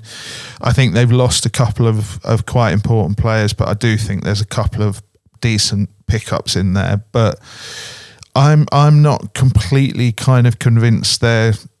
I was speaking to someone the other day who thinks they're going to like steamroller it like Birmingham did. I can't have that. I'm not having that, I don't think. I don't know. I think Luton are one of them clubs that I really don't want to kind of nail any colours to the mast until I've seen 5 or 6 games, because I think they're either going to be very good or they're going to be the complete opposite, and like you say, really suffer with the inertia. I don't think there's going to be any in between with them. So yeah, they're an interesting one this season, Luton, an interesting club to watch, I think. It's a strange one with them because obviously they've been relegated, but they've been relegated in a way towards the end of the season. They nearly survived. They won 3 of the last 4. I think they missed out on survival. Do they level with Hull at the end? So 1 point is what relegated them. So they're actually on a not I wouldn't say a positive. They're not on great form, because obviously over the course of the season it wasn't great. But Bloomfield's there. He got something out of them at the end of the last year. Asgard's a big loss because obviously he played a lot for them from January on and was a big reason why their form turned around. They've got a lot to do though, like you say. A lot of players have gone out, and like you said, Dave, until they play, who knows what's left again. A bit like Orient, although Luton's next men up are a little bit better on paper than what Leyton Orient seem to be. So I've got a little bit more favour there that Luton will be okay. I have them top 2, but until, like you say, until you see them first couple of games, who knows? It's just those last few wins. I don't think that the culture there needs as much of a change as other teams necessarily. That's potentially, tough place to play. Yeah, and that's going to change, isn't it, eventually? But I think they're probably going to be one from the teams coming down. I think they're probably more suited to. Of the 3 that's come down, they're the one you look at and think they're going to be fine. Definitely. Yeah, I think so. Mansfield. Now then, young man. We've got incomings: Ryan Sweeney, good pickup. Liam Roberts, Luke Bolton, a couple of others. Outgoing: Christy Pym. They've swapped one goalkeeper who batters people for another one, haven't they? Aidan Flint's left, 36-year-old. Could be a second season syndrome. I think Mansfield started really well last year and then tapered off. It's kind of how I think Bradford might do this year, start really well and taper off. They lost Davis Caeller-Dunn, didn't they, quite early on, but that didn't seem to affect them much initially. But second half of the season, they got the grind, didn't they? They got, unfortunately, they got stuck in that. And I think they're going to be okay, but if they still get stuck in that grind, they could get dragged to, Dave's got the gravity thing from the Not the Top 20 podcast. I listened to that in the car on the way when they were on about gravitational pulls and stuff. I don't listen to that podcast. Do you not listen to that? No, I can't. I'll tell you why off air. But basically, they sort of say gravity pulls you towards your natural position sometimes. And I thought that was quite a good saying, which is why it flagged a memory when Dave mentioned it. And with Mansfield, I think they could get pulled into trouble if they don't turn that bad second part of the season around. But having said that, I do think they've got a couple of decent players and they might just have enough. They're old though. They're a very old squad. I think their average age is 28 and they've only got 2 under 26 in most starting 11s. They are an older team when it comes to League One, and eventually over time, again, that's what kind of gets you there. They're relying on loans this year, Mansfield, I think, to try and do anything. They've brought JJ McConnell in. I think he was on McDonald, who were on loan last year at Colchester and did well. But other than that, they're pretty light. I think it's going to be a pretty poor year for Mansfield, and I have them in my bottom 4. Pretty straightforward. Like you say, last year was surprised what Keele had done. I think when he left, everyone expected them to really struggle, and they didn't. They started really well, and it's quite amazing. They only finished, I think, 10 points behind Town last year. They got Will Evans. It's quite depressing when you're going through these clubs thinking they were awful last year, and then you look at, we were closer to Northampton in 19th than we were the playoffs. So that's where Town ended last season. But with Mansfield, they're just, again, close there. So they're going to be okay. Will Evans is a good player. Did he do as well last year than what people expected? I think most people thought. He got double figures, didn't he? He got 13. Double figures, I think he got 13. They're going to have to hit the low market well, and that's a gamble because you don't know what no club looks to send players out to Mansfield first and foremost, do they? So they have to do a lot of work behind the scenes to try and find those gems that aren't wanted anywhere else to bring in on loan and hopefully fly for them. But Mansfield have got a lot of work to do to stay in the division. Kosi will tell you about the car park and how he got run over. Any chance you ask him, he'll ask. Fuming. Oh, someone ran him over, and then he tried to give us some, and it was like a woman, and she got out, and she was going to batter him, and he had to run off down the road. Yeah. It sounds like that, doesn't it? Oh, Kosi bear. Kosi run. Yeah, but that's it. I think. Well, Dave, Phil. I think they'll struggle. Yeah. I think last year they struggled as well. So, without much change in a team, the teams that might build slightly. So I think it's going to be a tough year for them. Yeah, I completely echo everything everybody said. Really, I think they're a club again whose natural life is League One, go down to League Two, bounce up. I think that's their kind of cycle, and I think we're at that part of their cycle where I think they're going to have a tough season and come back up. Just to clarify, I do actually listen to Not in the Top 20, but I don't listen to their previews before I have to do previews, or I end up just echoing their opinions. Yeah. Same reason I don't listen to your podcast. So I'd already done mine before I set off, so I listened to it in the car. So yeah. But yeah, they had a few different surprises. But we've had this conversation before. I can't listen to your podcast before I do ours. I do the same. Yeah, I do the same because you subconsciously say something, don't you, that someone else has done. Yeah. Be right, man. Northampton. Everyone's predicted them to go down. Everyone predicted them to go down last season, and they stayed up. They've got Tyrese Fauners coming from Derby, Dean Campbell from Barrow, Conor McCarthy, Michael Jacobs is still going, 33-year-old winger they got from Chesterfield. Mitch Pinnock's left, Timothy Ayoma, the standouts. See, I had this written down, and Not the Top 20 said the same thing, so I'm doing what Dave just said here. Kevin Nolan started pretty well at every club he's been to, and then quickly everything goes wrong. And I think that good start kept them up last year that they got with Nolan. If he's not learnt from his previous 2 jobs at Notts County and Orient, then I think Northampton will be done and dusted. Probably one of the first ones. I mean, they brought in 10 players at the point of recording, and a lot of them are young.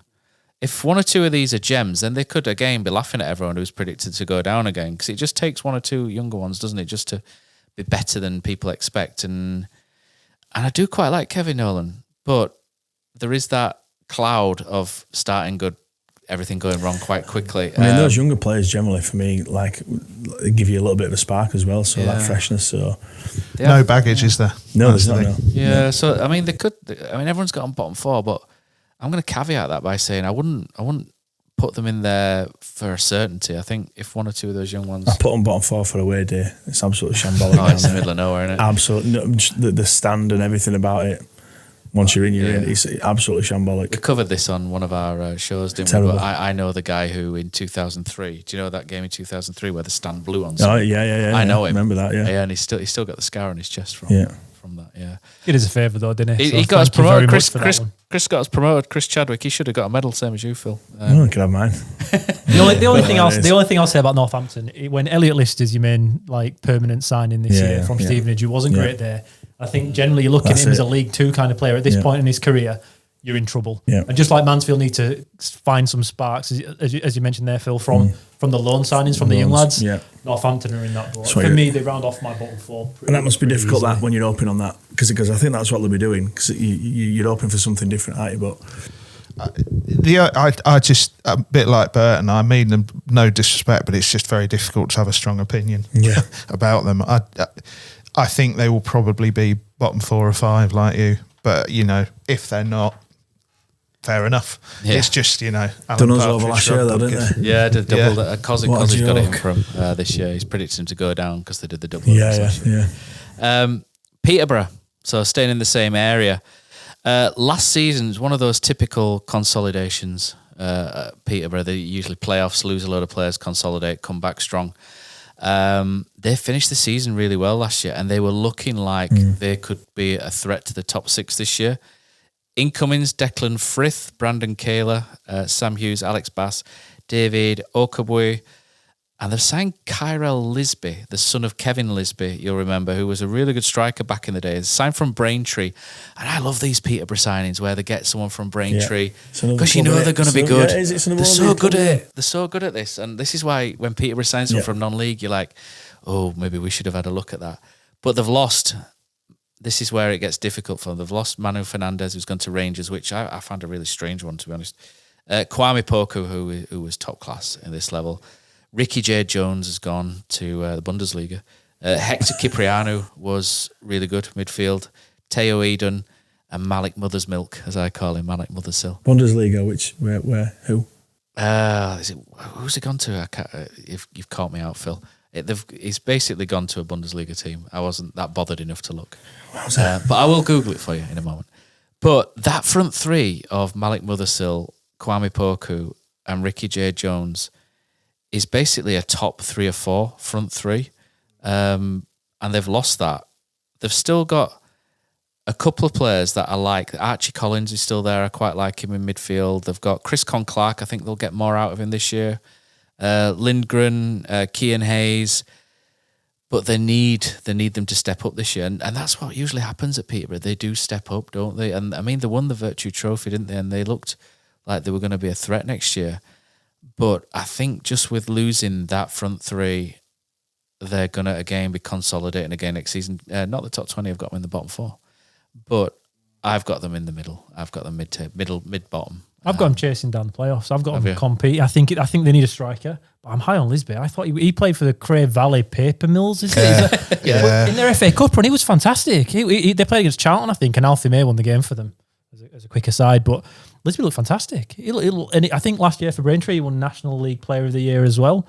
So he's coming in with a bit of a reputation, okay, not at league level, but he could be another Peterborough. But again, there's no baggage. No. You're going in, there's no fear, no baggage. I think he could be great. And like you say, with Declan Frith is coming from the FC Thun. Yeah. Ricky J. Jones has gone to St. Pauli.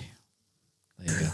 That's an amazing transfer, isn't it? It is, but the front three Peterborough last year were great. The defence is awful. I think they conceded 82 last year. Was it the worst in the division? I think that's partly to how they play as well, isn't it? Absolutely. But they've brought in a few new centre-backs that I've never heard of before, so I'm not going to sit and pretend that they're better at centre-back, but they can't be worse. So there is that going for them. Well, Peterborough, you can't expect them to be as bad as they were again. They're just one of those teams out there you just don't know, because like if something just clicks, especially in attacking wise, no matter how bad your defensive display is, they're dangerous out there. So they're hard to judge teams like that. But if you've got anyone who scores 16 goals, then you'll do all right. And they're perfectly capable of like this lad, Kevin Lisby's lad, like.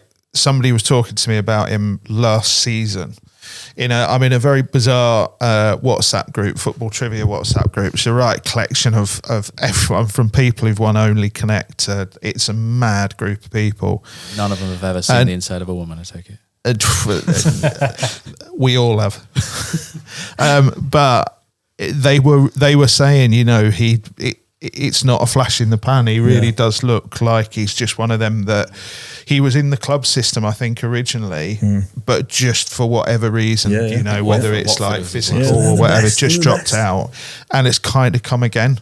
And it's kind of like the league move could have come last summer. Apparently, there were a lot of people talking about him at that point. So, yeah, it will be interesting. And Peterborough there's two types of clubs in this league. There's the club that find the players and the club that buy the players. Other clubs find, and Peterborough find the players. It feels like the right play for the right club as well. It just feels perfect. And of all the transfers, well, he's going to play, isn't he? He's going to play loads. You know, if he doesn't score for the first 8 games, he's still going to play the next 8. They'll create chances for him because that's what Peterborough do. They'll give chances away, but they will gift him chances. I think these players from non-league, these young, hungry players who are dynamic in the way they play, there must be loads. I mean, I'm out that non-league sector, but there must be loads of people in there. They are, but I think like to go back to Sorba Thomas, one of the single biggest problems Town had when he first came was just like teaching him to be a footballer, a professional footballer. You know, most people know the story, but don't drink full fat Coke, Sorba. You know, things like that. And I think, but the thing with Lisby's lad, he has got the right stock and right pedigree. There won't be any of that. He will know what he's doing right from the off. But we talk about this, but you flip it and you look at Vards when he went into the league. You tell him not to do stuff he were doing. He ain't listening to anybody. He still had a Red Bull, didn't he, when he went in the league? He ain't listening to anybody. His diet were horrendous. Whatever, you know, all that background stuff that he did. Sometimes you just need that, don't you? I mean, they can learn that, can't they? They then choose, right, I want to go down this path. But I don't know. Right, so let's roll another video in. So let's see if Johnny Gillespie puts the boot in on Exeter City this season. So we've got our second group of podcasters, regular podcasters, and we'll roll that in now.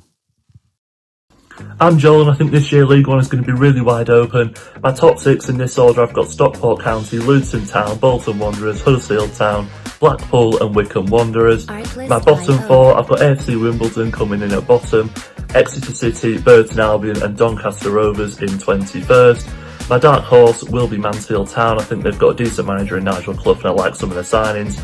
As for Town, I think there's still some glaring holes in our squad. I don't think we'll create enough to score a bucket load of goals, even if we do have Alfie May. So I think if we want to go up automatically, we're going to have to address that. I think we'll be more solid defensively. Watmore, Lowe, Feeney all look really good. But I just don't see us having the quality to beat out the likes of Stockport and Luton. I think Stockport have a really good manager and a lot of continuity. Luton also have quite a good manager who's shown what he can do at this level before, and they have made some decent signings and obviously carry over a great squad from last year. Blackpool are a steady team under Steve Bruce. I think they'll be in 5th. Mike Dodds, I'm not entirely sure on, but Wickham I do think will sneak into the playoffs. And then Bolton Wanderers, I think they will just beat us out to 3rd. I think they've got some exciting wingers. They've obviously, again, got a good manager in Stephen Schumacher. I think Town can obviously win the playoffs, and I'll put Town down as my playoff winners, but obviously that is just blind optimism. You never really know, do you? So my prediction for League One, I think the top 6 will be made up from Luton, Huddersfield, Bolton, Plymouth, Stockport and Cardiff. And I think Plymouth and Huddersfield will finish top 2. And I think Bolton will do it through the playoffs, 3rd time I've asked him. I think the bottom 4 will consist of Wimbledon, Stevenage, Burton and Northampton. And I think my surprise package that might just pip into that top 6, possibly 7th place, is, very, very sorry for this, might be my last appearance on the podcast, but Bradford City. Hi everyone, it's Gaz from the Town Social. Hope you're well. Ian's asked me to do you a quick prediction video. I think from a League One point of view, it's not going to be as challenging as it has been the last few years. I think Luton are the standout team. They've still got a squad that's pretty much played in the Premier League less than 2 years ago. So I think they'll finish top. I think 2nd place, there's probably 2 or 3 teams that could, but I'm fancying Stockport. I think they've been there or thereabouts for a couple of seasons. They've got some real quality. And then for the playoffs, 4 from 5 really. I've been sat here trying to work it out while I'm waiting for the wife to come back to the car. I think Blackpool, Steve Bruce has got them playing before he finished last year. I think they made some really good signings. I think Wickham, if they're going to hang on to Coney, they're going to be a force. Bolton, who I think have got enough about them. Town, of course, I think Town will be in the playoff arena, enough to get in there. And then I think also possibly Cardiff. I know Cardiff have had a tough year. They're not exactly ripping up with the signings, but I do think that they'll be there or thereabouts. So nothing too dramatic there. I'm not sure whether Town will be able to make it through the playoffs again. We desperately need some more attacking quality, and actually if Kev does manage to find 2 or 3 more real quality signings, then there's every chance we could make an assault on the top 2, but at the moment still lacking creativity, and I think that's going to be our Achilles heel. In terms of the bottom 4, I think Wimbledon will probably go straight back down. I know they had the best defence in League 2 last year, but of course we've got probably one of the main reasons why they haven't even goal for Town this year. I think Burton, they managed to pull off a great escape last year. I think this might be one too many. Port Vale, even though Darren Moore has done a good job getting them up, I think you look at their squad, it looks really thin for this level. And then one of sort of 4 or 5 others really, and I've gone with Stevenage. I just think they're small budget, and I think it'll be a challenge. So yeah.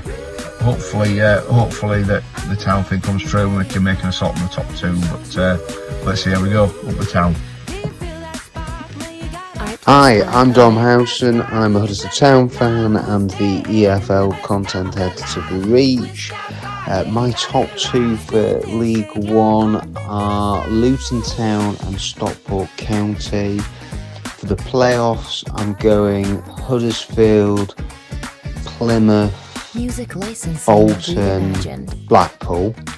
My dark horse, I'm going to go with Cardiff. I still think they've got quite a few good players, but they've got to get their act together pretty quickly, and we'll need a strong end to the window, I think, to challenge. The bottom 4, I'm going to go with AFC Wimbledon, Burton, Northampton and Stevenage. And with Town, I fancy them for the playoffs. I do think that they have done some strong recruitment so far. I still feel there are a couple of players light at the top end of the pitch. Alfie May, Joe Taylor, it's going to be vital that they really hit it off. And I'm expecting a big season from Joe Taylor and Alfie May. His contribution last year, if you can replicate that, Town will definitely be in the mix. But we all know that Town historically have not been of the level of the top 2, and I think Luton are going to be hard to beat, and Stockport have just progressively got better and better under Challoner, and they've had great success. So at the moment I'd give those 2 teams the edge over Town. But it should be an exciting season, and hopefully there's going to be a lot of entertainment for Town fans, goals, and it's going to be a lot better than what it has been for the last few years. Hi guys, it's Nick Barlow here, host of the Huddersfield Town Podcast Social, giving you my predictions for this season. I think it's going to be a cracker of a season. I can't wait for it to get started. My top 2's Luton and Bolton, followed by Plymouth, Stockport, Blackpool and Huddersfield Town in 6. Bottom 4, Stevenage, Northampton, Burton and Wimbledon. Surprise package I think will be Blackpool. It could be a Alastair Arthur or Steve Bruce. But look out for Reading as well. Made some really good signings, obviously in a better financial position. And look out for Lincoln for the drop as well. Lost a lot of players, so it'd be interesting to see how they adapt. But yeah, hopefully Town will get in the playoffs. People saying we're top 2 material. I'll have some of what they're drinking, quite frankly. I don't think we're anywhere near creative enough to be top 2, but I think we're defensively solid. So maybe get another 10 central attacking midfielder and a left forward, and we might be cooking with gas. But guys, really looking forward to this season, and up the Town. Right, so thanks to the guys for that, and we're moving on to Plymouth, the other side that got relegated. Tom Cleverley's coming as manager, which I thought he did all right at Watford. Bradford boy, isn't he? I don't know. They were over there. He survived more than 3 weeks. 2025. They were Watford, the worst side. I think they lost. Was it something like 20 out of 23 games at one point? They did, yeah. I'm not so sure about that. I know Watford are a bit of a basket case, but I think this is a massive gamble on him. Do you think massive gamble? Yeah. So incoming, they've got Arabin Pepple from Luton. That's such a great name. Bradley Ibrahim, which apparently is a good signing. I asked a man who might know, and he said that's a really good one. Brendan Wide, who's coming from Fleetwood, he was linked with Town at one point as well. I think that's a pretty good one. Owen Hosseini, Jack McKenzie, Jamie Patterson, former Town man, still got something about him. Javier Amici has come in. Outgoings, Maxim Talavarov has gone to Stoke. Ryan Hardy's left to go to Wrexham. Mustafa Bundu and Adam Randall. So they've lost 4 good players there. Incomings, I think they've signed a couple of decent ones. They've still got Bali Mumba at the minute. Pleguizelo, Connor Hazard. They've got the makings of a good side, I think, Plymouth. Probably a striker short at the minute, which I imagine they'll sort in this window. If they can get a good one, then I think they've got a good shot at potentially the top 2 if things click for them. But I've got them as a top 6. They're not a club used to losing. That's why I think I quite liked them. They've not got that years of losing mentality. I think they just made some. They're usually very well run and the recruitment's very good, but they just made some silly decisions around Wayne Rooney, didn't they? And I think that's basically what's screwed them over. Killer's reading my notes. I don't feel that negativity around Plymouth. No, I don't. I think I think there's a decent vibe there. Yeah. Going to Plymouth, I mean, that's a 2-day trip, isn't it? It's tough, isn't it? I mean, I keep saying about it, it was a tough place to That's play. going to be, I mean, there's a lot of teams who are going to do well at home. I think Yeah. Plymouth will be one because Yeah. a lot of teams won't be able to afford the 2-day trip there, will they? That it needs. You know, it's a holiday, isn't Oh, it? they will. Jesus Christ, money that's flying around now. Well, yeah. I've got them top 6, pushing top 2 if they can get a decent striker. I just quite like the vibe there. And obviously Tom Cleverley's got the question mark, but if I think Tom Cleverley is as potentially as good as what he is, and they get that striker, I think Plymouth will be all right. Killer, you look like you disagree. I'm less high on them, to be honest. With the far side, no one is it Muslik? Is that how you pronounce the manager before? And in January he joined, and everyone loved him. Yeah, they did. Yeah, apart from the owners, everyone else loved him. The fans loved him. The results improved massively. They nearly survived as well. Failed, and then he told the club he was returning. And then 2 weeks later, I think he called the club saying he didn't want to return. Did he end up at Hamburg or Hanover? Yeah, he's gone to Germany. Yeah. So he's gone there. They've lost Bundu and Hardy. Both of them scored 10 goals, I think, last year in the Championship. So it's a lot of goals to find. As we know, we've gone out and spent money in January and couldn't find a goal for either Charles or Taylor between them signing and the end of the season, really. So it's difficult. It's very difficult to go out and bring in strikers and expect them to crack on straight away. And Plymouth need that to have a better season than I think what most people are expecting. I see them chasing the playoffs, and maybe if they get it right, yes, but I don't think they're a real danger at this point, finishing in the top 2 or challenging in the playoffs and going up that way. I think they're a fair way off. And again, after you've had a good manager you didn't want to leave, the next manager that comes in is often a fall guy. He doesn't last very long because the fans may not have preferred him in the first place. I think there's a few things to watch with Plymouth that it's a little bit of an issue. I'm with Ian. I think Cleverley is a big risk. I'm not convinced by him at all. I think he's a very nice bloke, and I think he's probably got some very, very good football ideas. But would I want him as manager of my team at the moment? I'm not really seeing anything to suggest that I would. I think the one thing in Plymouth's corner is that if it's not working, they will just bullet him. They won't hang around. They're not a club who are going to hang on to a manager hoping he's going to come good in 8 months' time. So we'll see. I like you, it's the goals they've lost as well, which is massive. And I think, again, keep saying it, but like this is kind of Plymouth's, I think, natural place to have a season or 2 in the Championship, come down to League One for a season or 2, get some building blocks in place to have a really good season at some point, which is kind of what I think their natural life is. But yeah, I'm not that high on them. I don't think they'll be in any sort of trouble, but they feel to me like if they get themselves together, they're the team that could finish 6th in the playoffs and then potentially be a real handful in the playoffs, but spend most of the season in that sort of. You don't want to go there on a Thursday night in the playoffs. Yeah. Top 15. Top 15.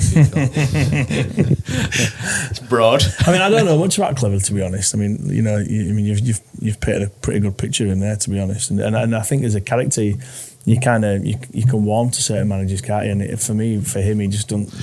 He'd been there long enough that I think when he took over, there was a lot of players that wanted to do well for him. But the problem is when that kind of adrenaline is gone and you're left with, right, what are your ideas? What can you do?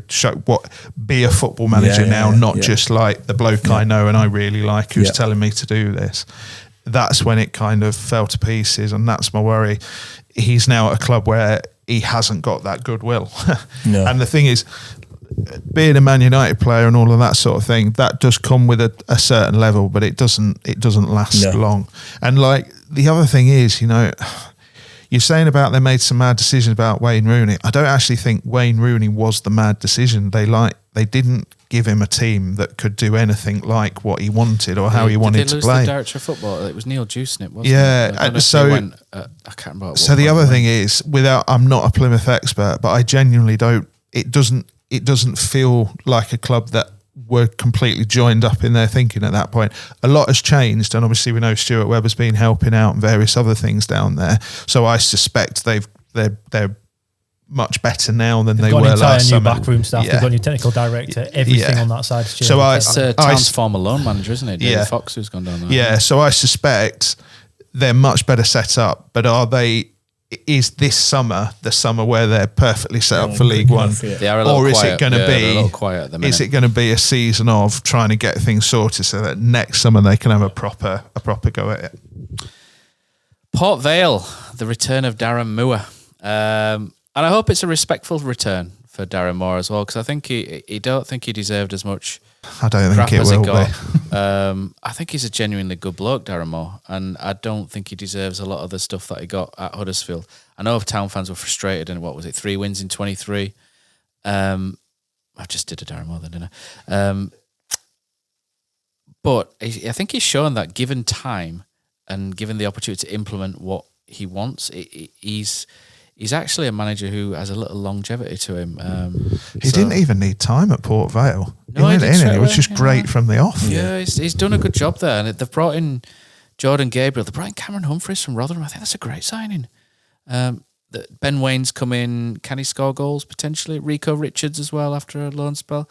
They've only lost Nathan Smith and Ethan Chislett, who weren't particularly world beaters for them anyway. I think there's 1 or 2 clever ins there, and I think they'll be safe in the bottom half. And I just hope Darren Moore's return passes by with a meh rather than any form of abuse, because I think there's a decent bloke there, so I wouldn't want to see that. He's not gone out to lose all that many games and only win a few. It's a difficult situation for him to come in, for anyone to come into at that point, and he wasn't the right man for the. Yeah, I think history has proved that Darren Moore wasn't the problem at Huddersfield Town at that point. No, but I don't think it helped. I don't think it helped. Just awful. It was just honestly. We for the podcast, we actually had to take it in turns to watch it because we couldn't all sit there and sit through it. So one person every week was nominated. Mate, I was in them. It's just I just don't understand with Darren Moore. You can look at his results are fantastic. Apart from at Town, everywhere else he's done really well. Yeah. But I don't understand how, because when you see him, and now when he played, he left everything on the pitch. Yeah. You want him in your team because if anything's happened, he's there for you. Absolutely. But whenever he spoke to fans or the media, it just didn't come across that he was that bloke at all. I couldn't imagine him being like. I'd imagine him being like that in the change rooms as well. Nice. Do you know what? When the cameras and everything were off, he was a bit different, but he didn't turn into like a completely different person. Right. But I just think he never got a handle on that squad, never got a handle on that first team. And like you were talking about low points before, the low point for me of that season was that whole game where he had a game plan that was a rubbish game plan in the first place, and then he didn't even get that, you know. And that to me was like an absolute. That's one of the worst games of football I've ever watched, and I've watched a lot of games of football. But I would like his like you. I think when he comes back, he should just get smattering of applause, and that's it, because he wasn't the problem. No. He was one of the problems, but he wasn't the problem. Why Town was struggling at that point, and I can't see anything but Port Vale kind of being fine and safe and comfortable and cruising into kind of lower mid-table and staying there with no issues. They've got a lot of League One experience there as well. They'll be fine. They're not ancient lads either. It's not necessarily an old squad, but they've got League One experience. I think they'll be fine. And for some reason, Darren Moore everywhere apart from us, he gets the job done. And I think he'll do it again with them. Reading. So unbelievable last season, considering everything that they were up against with the ownership. They've been taken over now. Rob Quigg, the former Wickham owner, has bought them out. Things are a lot calmer. Not a lot of money though with Rob Quigg. Is it Cohig? I keep wanting to say Cohog, where Family Guy's from. But incomings: Liam Fraser, Paddy O'Connor, which is a good signing. Daniel Kirawa, Jack Stevens, Finn Burns. Outgoing though, they've lost Amadou Mbenge, who was a decent centre back. Lost Michael Craig, who is a defensive midfielder but played right back for them. I think that's a big miss. Jaden Wareham's gone, and Harley Dean, which probably less so. I think Reading this season maybe burdened a little bit more by expectancy rather than what they were previously. Tyler Binden, I think, is a big loss. I thought he was superb for them, the centre back. So they've lost two centre backs. They've still got Lewis Wing in midfield, Nibs at the time of speaking, and Savage's offspring. So they've still got that midfield, but I don't think they'll be as good as last year, Reading. Just something tells me that the expectation level will ramp up, and that sort of galvanising of what the situation. I think the ownership galvanised the team last year, and they had a really small squad. They had hardly any injuries, and they sold a couple of the decent players, but again, just galvanised. And I think now that's gone, and they're on an even footing. I think people may expect a little more than what they're capable of delivering, and for me, it is a mid-table finish. I'm one of the guys with more expectations. I think playoffs for Reading. Yeah, I think their midfield, if Nibs stays, now that is the key, because he's linked with somebody today, I think. I don't know if it's Charlton. They seem to be taking everybody from League One this season. But their midfield, for me, was the best midfield in League One. I thought they had a fantastic central midfield, and I think that's why the defenders look so good. Paddy O'Connor's good enough, but they've still lost another one, like you say. So I still think the one shot in a centre-back, and they didn't replace Smith, did they? Once he left, then I think he was probably the difference why they didn't make the playoffs this past season. And I think if they find a striker this year, they will. Again, though, there's a lot of teams looking for this striker, and they're hard to find. If they do find one and they can get somebody to score, like you say, 15 goals, they'll be playoffs. I think comfortably. They'll have a very good feeling around the stadium without Youngmay, with the new owner in. I think it'll be a different proposition for Reading going forward this season. And it's all right saying they don't have much money now in January. If they're in contention, who knows what happens then? It might change somewhat then. I think they're a good outfit if Nibs stays. But Lewis Wing staying, it's a big thing there, because he's one of the best midfielders in the division. Stephen Chicken thinks they are the worst club in the league because Reading is too far for it not to be a pain to go there and back in the day, but not far enough to justify staying over. So, relegation. I think it's difficult, if you're losing two decent centre halves. I think I know you're talking like they've got a good midfield, but I still think it's a key part of your team. You look at a lot of the metrics as well on last season. They I know, Dave, you're a big stats fan. Me, Killer, a little bit statty sometimes, aren't we? And I think they massively overachieved from what they had as well. Yeah, they did. They consistently overperformed on almost like every metric going. Yeah. And the thing is, their biggest loss wasn't this summer. It's when they lost Smith last January. They're still looking to have to replace those goals. That's the issue. I think. I think they've got a good midfield, but I'm with you. Getting, when we get to finally talking to Huddersfield Town, getting a defence to settle and gel, key. It's massive, and it's all about that unit really. I think Reading, we talked about head starts before. I think Reading are a club who are probably going to be a bit sluggish to start with, and it's how far do they, how big a mountain do they give themselves to climb? Killer's quite high. Me and Dave are so. Phil, are you mid-table? Mid-table. Yeah, mid-table. Fair enough. We'll move on to Rotherham. Disappointing season last time out. Matt Hamshaw's come in. He was a former assistant there, Rotherham fan. Very popular with the Rotherham fans as well. Incomings: Kian Spence, Josh Benson, Denzel Hall, who Town were linked with rather randomly from here in Vane. Dan Gore from Man United, who's had a lot of injuries, hasn't he? Yeah. But apparently is a very talented footballer. Cameron Humphreys has gone. Johnson Clark Harris has gone. Andre Green, and the keeper Dylan Phillips as well has gone. I think they're slightly weaker than last season. I think the feeling around the place is a little bit better now. Steve Evans has gone, which I think does count for a little bit. but I've kind of got them in the bottom half. I don't think they've done enough just yet. They could do between now and the end of the window, but I think they've got it in them individually to do better than they did last season. But there's still a lot of work for me to do there at Rotherham. I don't think they've done anywhere near enough to suggest that they could get back towards the top 6 at this point. What is me is all these managers that you're naming, like they're all like lads who I've played with or against. How come you're not managing? They just feel older and older and older and older. Yeah, they're a funny club, aren't they, Rotherham? I think I think that this is their level, and I think they're that kind of club where if they land on a formation and a bit of consistency, I think they'll be all right. I think they'll always be a tough team to play against, but they're a funny team. I don't think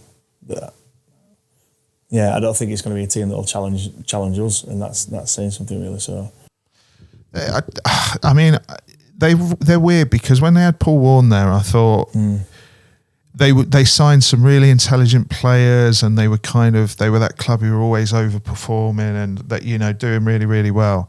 Then they got Steve Evans in last summer, and they just signed a load of like really old one-season random players.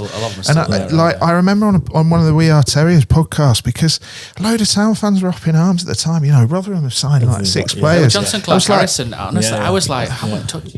I was like genuinely sat there going, yeah, but how many of those 6 players would you genuinely sign for Huddersfield Town?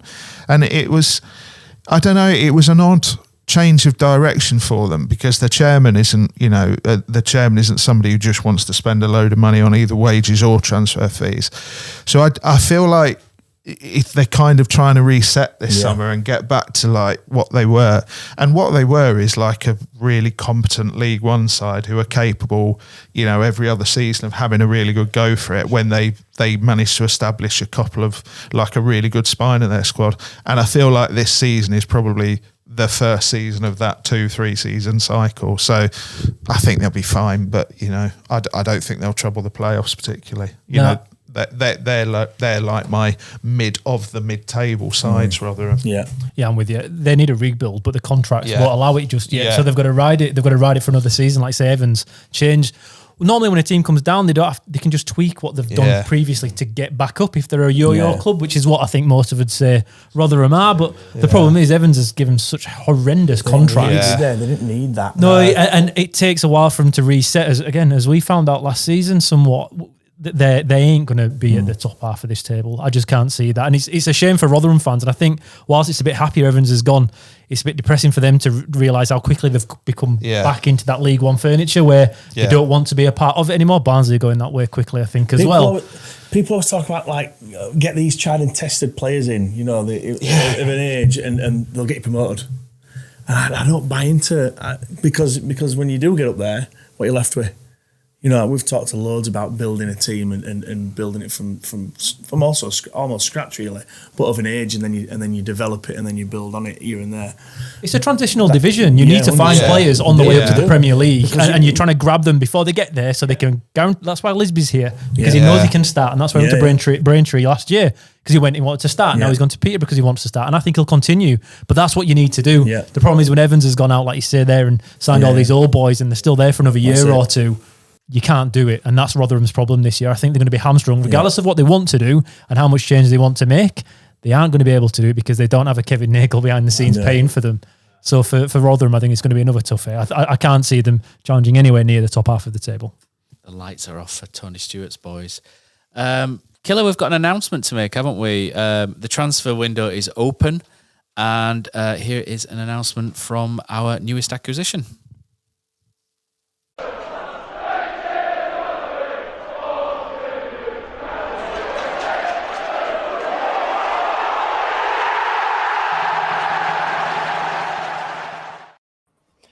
Hey up, it's Nick, Gaz and the K-Maker, your perfect posse of podcast pundits, here to make a very important announcement about our podcast for this season. I've donned my Sunday best because, ladies and gentlemen, the social boys have finally made the big time. After months of blood, sweat and tears and begging, the lads are finally allowed, and he takes that chance to merge with us. Yes, that's correct. 2 mammoth pods coming together in one blaze of glory. Think Disney and Pixar, but in podcast form. and with more pessimism. The Huddersfield Town social will now be live every Wednesday or Thursday night via the Andy Takes That Chance social platforms. Now, don't worry, it'll be the same old show, same old faces and same old silliness. But this season, we want you guys to get involved. Not already subscribed to us? Then why not? Call yourself a real fan. Get on Spotify and YouTube immediately. But if you get on the www.takesthatchance.com, either for free or extra paid content like Patreon, join us on the community and register your interest. We want you guys to get involved. We want you to come on the show or join us in the online comments. We'll see you guys soon. Our first episode will be after the season curtain raiser against Leyton Orient. He is hoping for a promotion-winning season or at least some half-decent football for the sake of all our sanity. Up the pods and up the town. So there we go. We have acquired the Huddersfield Town social. Dave will be very interested in that. The boys will be appearing on Andy Takes That Chance with a midweek show, which we're looking to get a lot of people involved with that with Killer and open up to all the Huddersfield fans. It'll be a live show. It'll be across all streaming platforms. Nick will be hosting with Gaz and the K-Maker, as we call him. And quite excited for this one, mate. Yeah, well, I was referred to as being the Bonnie Blue of Huddersfield Town podcast. It's the only one I've not been on. David's yours. Everyone else has I've been around, so it's just nice to bring it in. Was that a low-key beg as well to Dave, was it? Yeah, it's about time. I don't think you can afford me, to be totally honest, Matt. I don't think they can match your pay. I don't think there's a queue around the door anyway. Nice to have everyone in-house, isn't it? And yeah, it's just nice to have everyone together. So when we're going to away games, we can travel in one car. Are you quoting town slogans now, everything together? Or is that WWE? I get the two mixed up every so often. Stevenage. Incomings for Stevenage, Jordan Houghton, Bez Lubala, Kem Campbell, who's left. Bez, I know, happy Mondays, don't you? Yeah. Kem Campbell's come in, who was at Reading last year and was pretty decent at Reading. Outgoings, Elliot List, who we spoke about earlier, Kyle Edwards, Kane Smith. I've got upper bottom half for Stevenage. Solid side, made a few solid signings, perhaps look slightly stronger than they did last season on paper. They could potentially sneak up into the top half, I think. The fans love it. Honestly, the fans love Alex Ravel. Yeah. They when he came in initially, nobody thought anything of it, and it was a bit of a horse, to be fair, a bit of a march to relegation. But they've found some more gems. They've done really well. The year before, Jamie Reid was third top goal scorer in League One, and last year only scored 7 goals. Their season will come down to whether he can find his scoring feet again. And hopefully he can for them, because I quite like Stevenage. I've got a few podcasting mates, Matt, who keeps calling me my friend Ian every time I chat to him about Huddersfield Town. So just for that alone, Matt Farley is called. He runs actually 5k races for Britain at the moment. He's finishing 3rd in 5k races. That's another podcast. Is that Dave? Just another one. But no, I think they're a decent outfit. I think they're a solid outfit. And again, they're on the up, like you say, that trajectory. Sometimes teams go through this cyclical, a cycle of everything is rubbish and it feels shite and it's going poorly, like Rotherham, and then all of a sudden it gets better. And even if you don't get promoted and you're not challenging the playoffs, things still feel up, and Stevenage feel like a club overperforming, and the fans at the moment are still finding that realistic. They're not expecting more than what's... Eventually it changes over time and you expect more and more and more in progression, and when it doesn't happen, it turns. But for now, in that cycle of doing well and then doing poorly, Stevenage is still on the up, and I think they're a team... Do you think a club like Stevenage, their fans would expect at some point for them to go up another level? I think nobody buys a season ticket expecting a worse season than one afterwards. Even when we survived in the Premier League for the first year, we thought second year would be better than the first one, and it wasn't. But it's a task, isn't it, for clubs like that? When you look what we've spent, if you look at your Birminghams, etc., it's not easy, is it, to compete with that? And like you say, that positivity from the players that they're bringing through, and they'll take points off a top half table teams. But what's your expectation levels at a club like that? I couldn't. I think the thing about Stevenage, right, is something we say on the other podcast, Ian, that we'll get you on, don't worry. Is that in League One, being competently run at most levels takes you a long way. I agree. Yeah. And Stevenage are competently run, and they kind of reap the rewards of that. And the thing is, like, you can't shake the feeling at some point they will come across a couple of gems and have a really good season. Who knows when that'll be? I'm not saying that'll be in the next couple of years. It could be in 5 years. But the fans at Stevenage, like you've just said, they always look like they're having fun. They're always like, win, lose or draw, they look quite content because they've got a club that kind of works at nearly every level. And I think that, again, it's another club I don't really have a massively strong feeling about, but I certainly don't think they're going to be in any bother. Because as I said, they just feel competent to me. Stockport are next, and this may evoke a few strong ones. So, unlucky in the playoffs last time out. A lot of people have predicted second place for Stockport, but let's see if they suffer second season syndrome. Incomings: Artu Hoskonen, Teo Eden, Joseph Oluwu, Malik Mothersmilk, Corey O'Keefe. Anyone who's watched The Boys will understand the Mother's Milk reference. Outgoings: Tanto Oloafe, Will Collar, Fraser Horsfall. So they've lost 3 good players there. They've brought in, I don't know anything about Hoskonen, I can't help you with that one. Malik Mothershill, we do know about, who can score goals from coming in from the left-hand side. And you will remember my phone buzzed a little while ago about transfers, and Pete O'Rourke has said that Stockport have beaten Huddersfield to Nathan Lowe.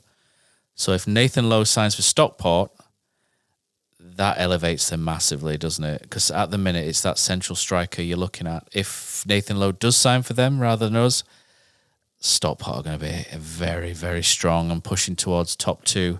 If they don't, then I've still got them in the top 6. They're just a very well-run club, aren't they?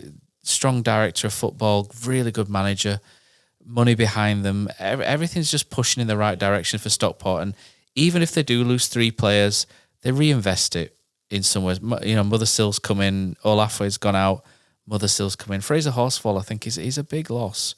Hoskonen, I'm not sure if that's he's going to. I'm sure that every transfer they've made tends to work out pretty well for them. But if they get Nathan Lowe, I think second place is a very, very real possibility for Stockport next season. If they don't, I still think they're going to be strong for top 6. I quite like Stockport. I just think the way they run, the way they play football, and the whole positivity around the club is pretty good. They feel like a club, like it's our time kind of club, innit? Yeah. Do you know what I mean? I think they deserve it as well. Game away at their spot, and it were chucking it down. We were stood in the open end, but I still enjoyed the game, and I still enjoyed the kind of atmosphere and surroundings. It just felt like a place where they are going places. So if they're being well run, they're losing players, etc., but they're bringing other players in. You're talking about Lowe there from Stoke, so they've obviously got aspirations. I found it funny, Fraser Horsfall playing. I totally forgot he was playing there, and I remember bringing him into the academy. He was massive at the time. It was like under 10s or under 8s, I think. I can't remember what it was. And he was such a quiet kid. I remember him playing against us in that game, and he was quite aggressive, and I was quite impressed with him. He seemed like a totally different player, but yeah, I think they'll be all right there. Well, I think they'll be playoffs again. I think they're great, Stockport. Again, like Stephen, as you're saying, it's fans feeling good, and it really affects things on the pitch. Stockport, of all the teams in our division, probably feel the most positive when you're looking at where they've been and how they've done last season. And if Lou Barry don't leave, did they get promoted last season? That's a question there. I think they are in a better shape this year. They're just a good club making good decisions over and over again. Everything they do is like they let the right people leave. Fraser Horsfall, you could say it's surprising that he'd left, but they think they've got better options available. They want to overpay for him. They've done the right thing. They've brought in new centre-backs. The striker was an issue for me, Matt, so I didn't have them down for top 2. But if Lowe does end up going there, I think they're a very tough team to knock out of the top 2. They were missing the striker. Mothershill actually played for Peterborough last year, mainly on the left-hand side. He scored 11 goals, or 12 goals. 12. Played up front in 11 games and he scored 5 goals. So up until this moment right now, I thought he'd be going there to play as a striker. And even that alone would have been much better for Stockport, I think, than what they'd had previously. But I think with Lowe going, it's a total different beast if he stays fit. And I think Stockport instantly put himself into expecting top 2. You could see a Bolton Stockport top 2, couldn't you? If Luton don't get their act together, it could be an injury. It's wide open, isn't it? League One is really wide open, Dave, this year. I'm not quite as high on Stockport as you lot, to be honest, because I think, listen, Lowe is an excellent striker. I think Town were, they were, I can tell you, they were very interested in him, but I think he was always going to go somewhere where he was guaranteed to start, to be perfectly honest. So I had kind of written him off at this point as soon as Town signed Alfie May, really. But I think that, Louis Barry was so good and gave them such a head start last season. I mean, I don't know if you saw him at all. he was Unplayable, wasn't he? legitimately ridiculous in that league for like about 15 game spell. He was Until like Matty Pearson got hold of him, and then he was basically, like you say, he was unplayable. Now that gave them an unbelievable foundation for their season, and if he'd have stayed, I'm convinced they would have gone up because he was incredible. I think even with Lowe, it's very difficult to do the magic trick twice, and I think I don't think I think a season, if they finish like 8th, 9th, 10th, I don't think that does them any harm at all, because I think they can then like have another summer transfer window supplementing what they've got and then having a really good go at it, because I just think they're slightly short in a couple of areas. The stats thing about Reading, like Stockport, again, massively overperformed in loads of areas, like to a ridiculous degree. And that's, again, why you sometimes look at that and you think, I'm just not sure they can do that 2 seasons in a row.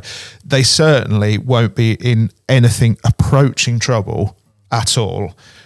But top 2 to me, I just can't see it. There's expectation there this season as well. From last year, everybody there will expect them to challenge at the top, whereas I don't know if they've had that at all over the last few seasons. No. And they I think there's a ridiculous statistic. Is it 5 seasons in a row they've bettered their league position each year?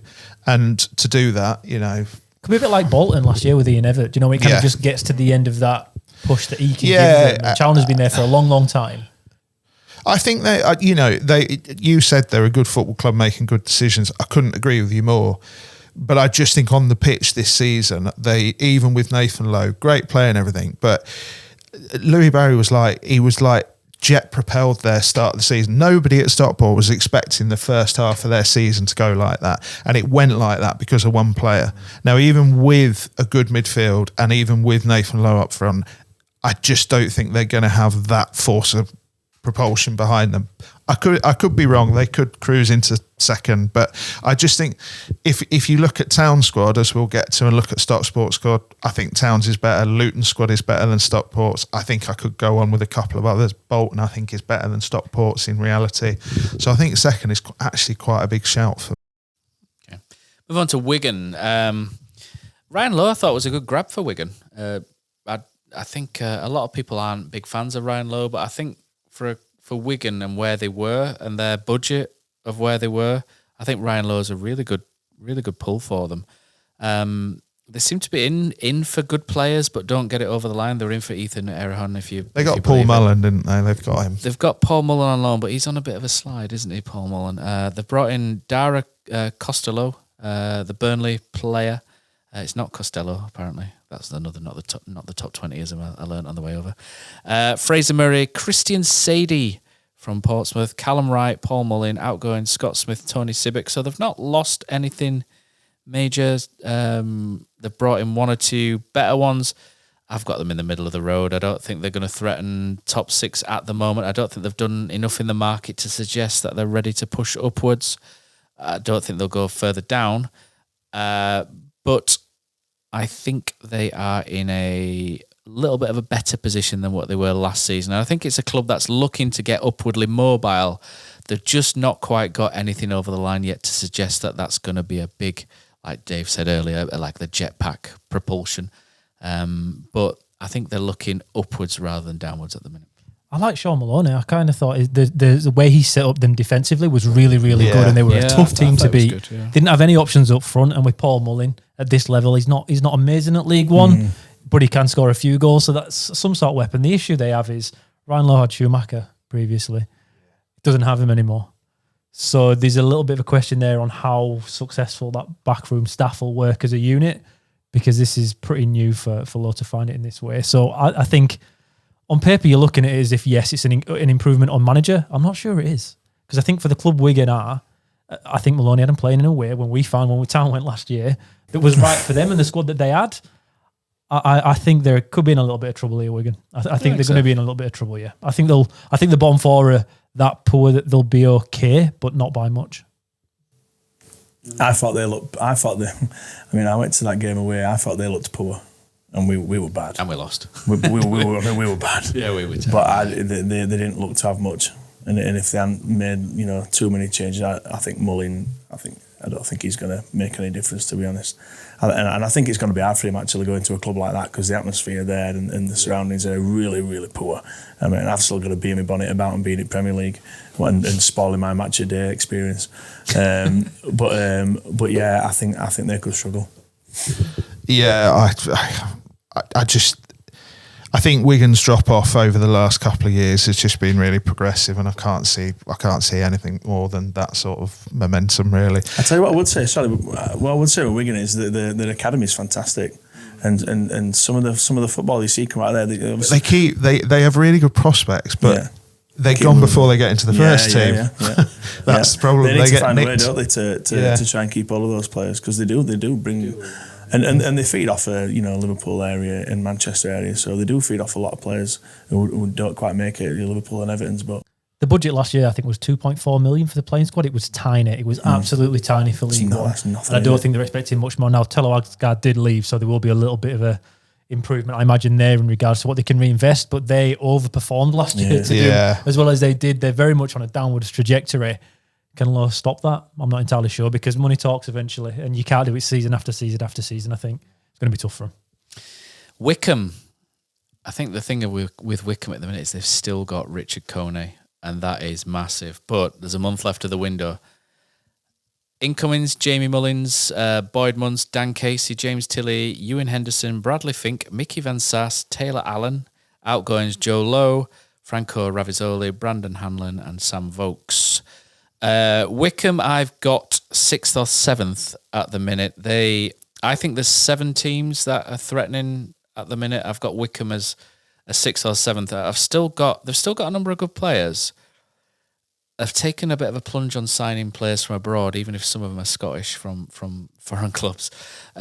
It's hard to judge the quality of them, but if they're decent and they keep Kone, then they can push again. Again, it's another push upwards. If they lose Kone, though, as I suspect they will, then that's where I'm looking at them as 6th or 7th. But even then, they'll get 5-6 million for him and a chance to reinvest that. But they're quite... I was interested in him.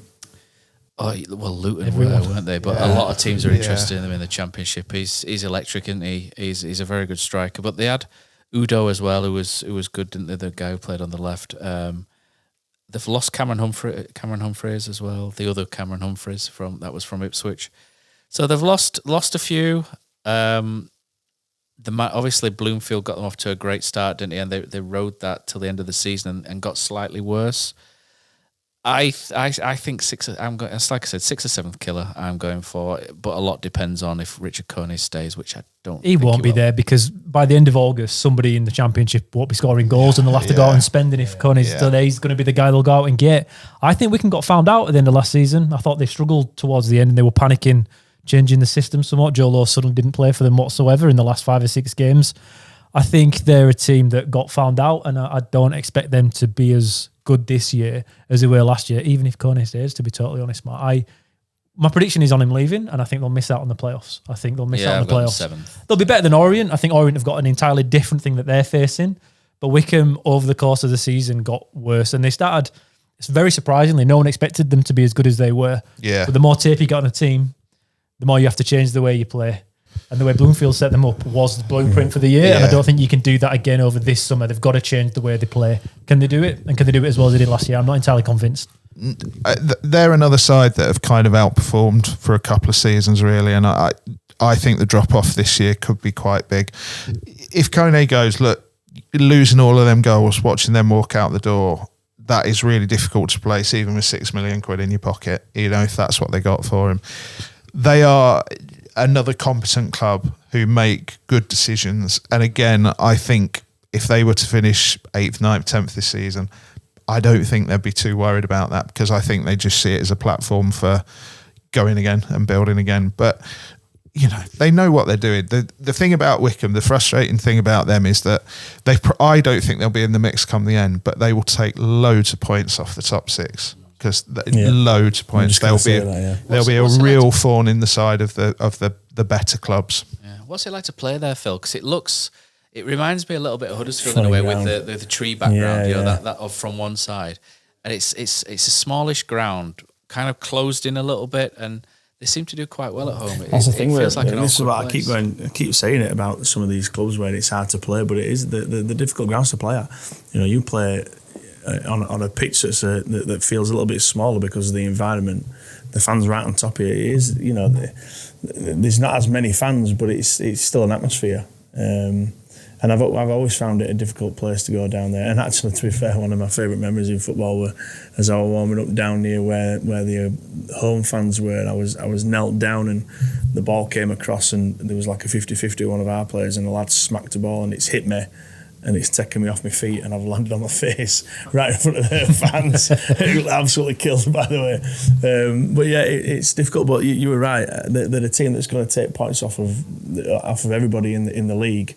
But will they have that consistency? I don't think they will.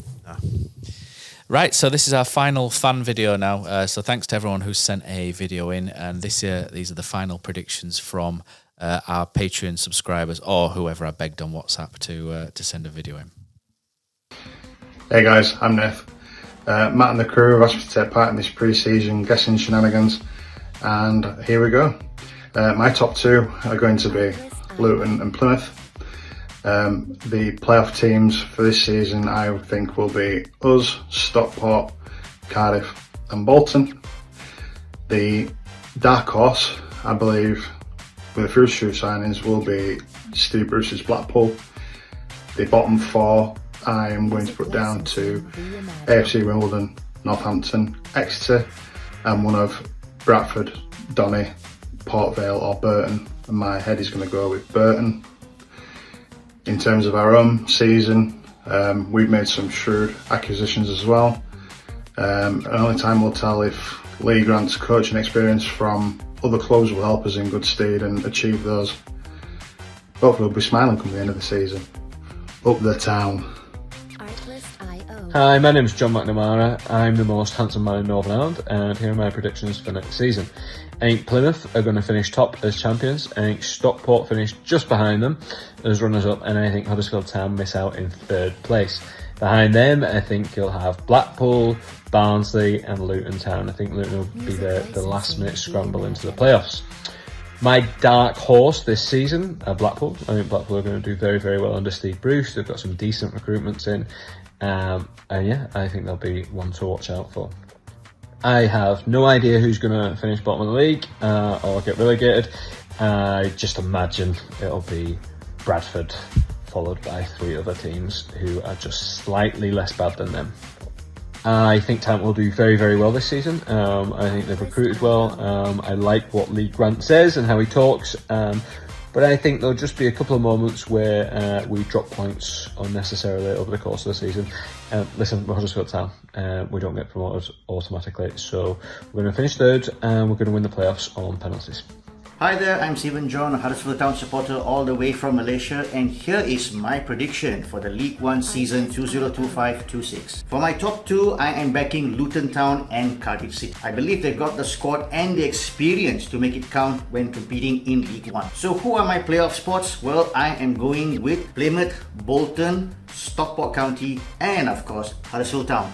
More about them later. As for my dark horse, I'm going with Bradford City. I believe they are a team under the radar and capable of shaking things up. As for the bottom four, this is going to be a very tough call, but I'm going with Wimbledon, Burton, Wigan and Stevenage. I believe these are the four teams that could be in danger of relegation this season. Lastly, Huddersfield Town. So what will be my prediction for them this season? As mentioned earlier, they were one of my four teams that I picked to finish within the playoff spot this season. And of course, I am rooting them to go all the way. A strong recruitment, a clear identity and a driven new coach. I have a feeling this season is going to be our season. And as always, for the past 30 years, we have built a legacy in the playoff. I am expecting no different this time. All the way via penalty. And we'll see you guys in the championship next season. Right, hello, my name is Team Terrier. You may know me from exciting tweets on Twitter. Lucky to that last name, I thought. Here's my tip for the season. There's not much thought gone to this, so I'll go through it quickly.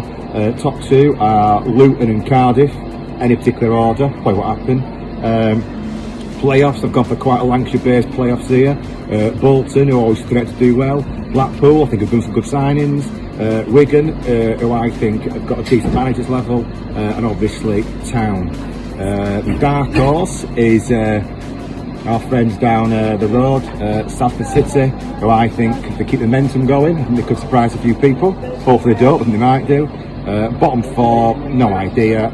Burton, Stevenage, Port Vale, but I don't quite think so. And Exeter, I think Town won't go up as champions. We won't go with the top two. We never do that. I've followed us since 1987. We never got like that in my lifetime. So I'm expecting promotion, hopefully, with some dodgy playoff win as normal. But we never do it easy. I won't do it today. Okay, this season. Thank you. Hi, I'm Adam Blackburn, Town fan for over 35 years. I've been asked to do a prediction for the upcoming League One season by Matt Takes That Chance. And here it is. I'm always the optimist, to be fair. Even when it looks like we're going to struggle and have a relegation battle, I think mid-table we can do it. We'll even get into playoffs. So I always say to myself, keep your expectations low. But no, this season I'm just so impressed with the signings. I think Kev and Jake Edwards, they've put the money where their mouths are early this season. The transfer business has been brilliant, cleared out, brought quality in, championship quality. Maybe need another attacking midfielder, playmaker, but let's see how it goes. So first, surprise, Huddersfield Town, top of the league.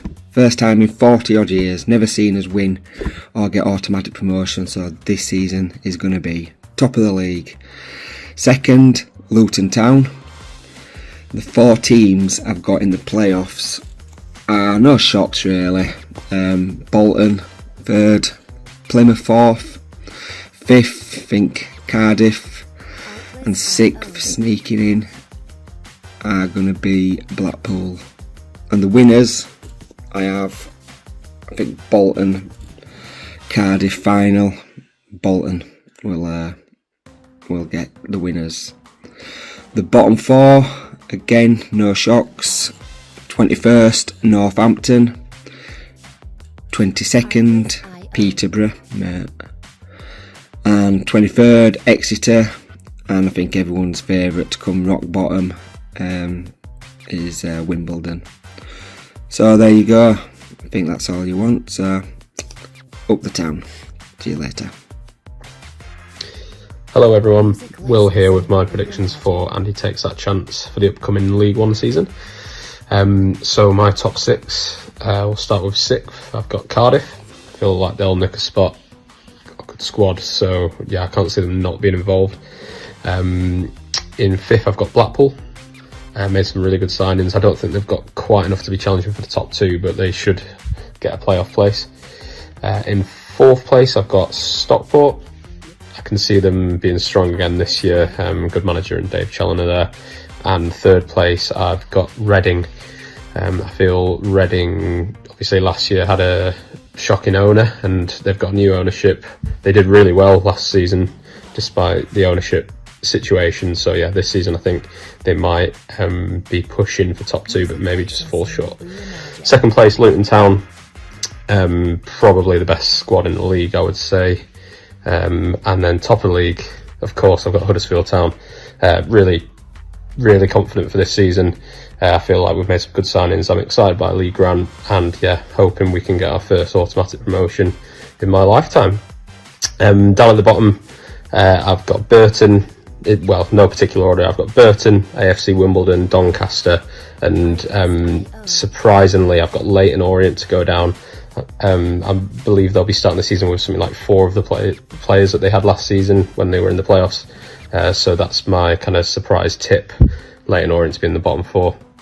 In terms of surprise packages, I'm probably going to get stick for this, but I feel like Bradford might be okay this season. Yeah, okay for them, might still be about mid-table.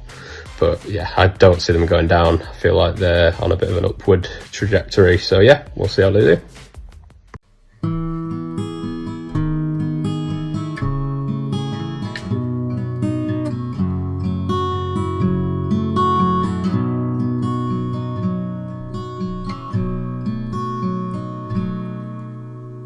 There's a team that is dear to its followers. The colours are bright blue and white. They're a team of renown, and they're the pride of the town. And the game of football is their delight. And all the while upon the field of play, thousands loudly cheer them on the way. Often you can hear them say, who can beat the town today? And then the bells will ring so merrily, and every goal shall be a memory.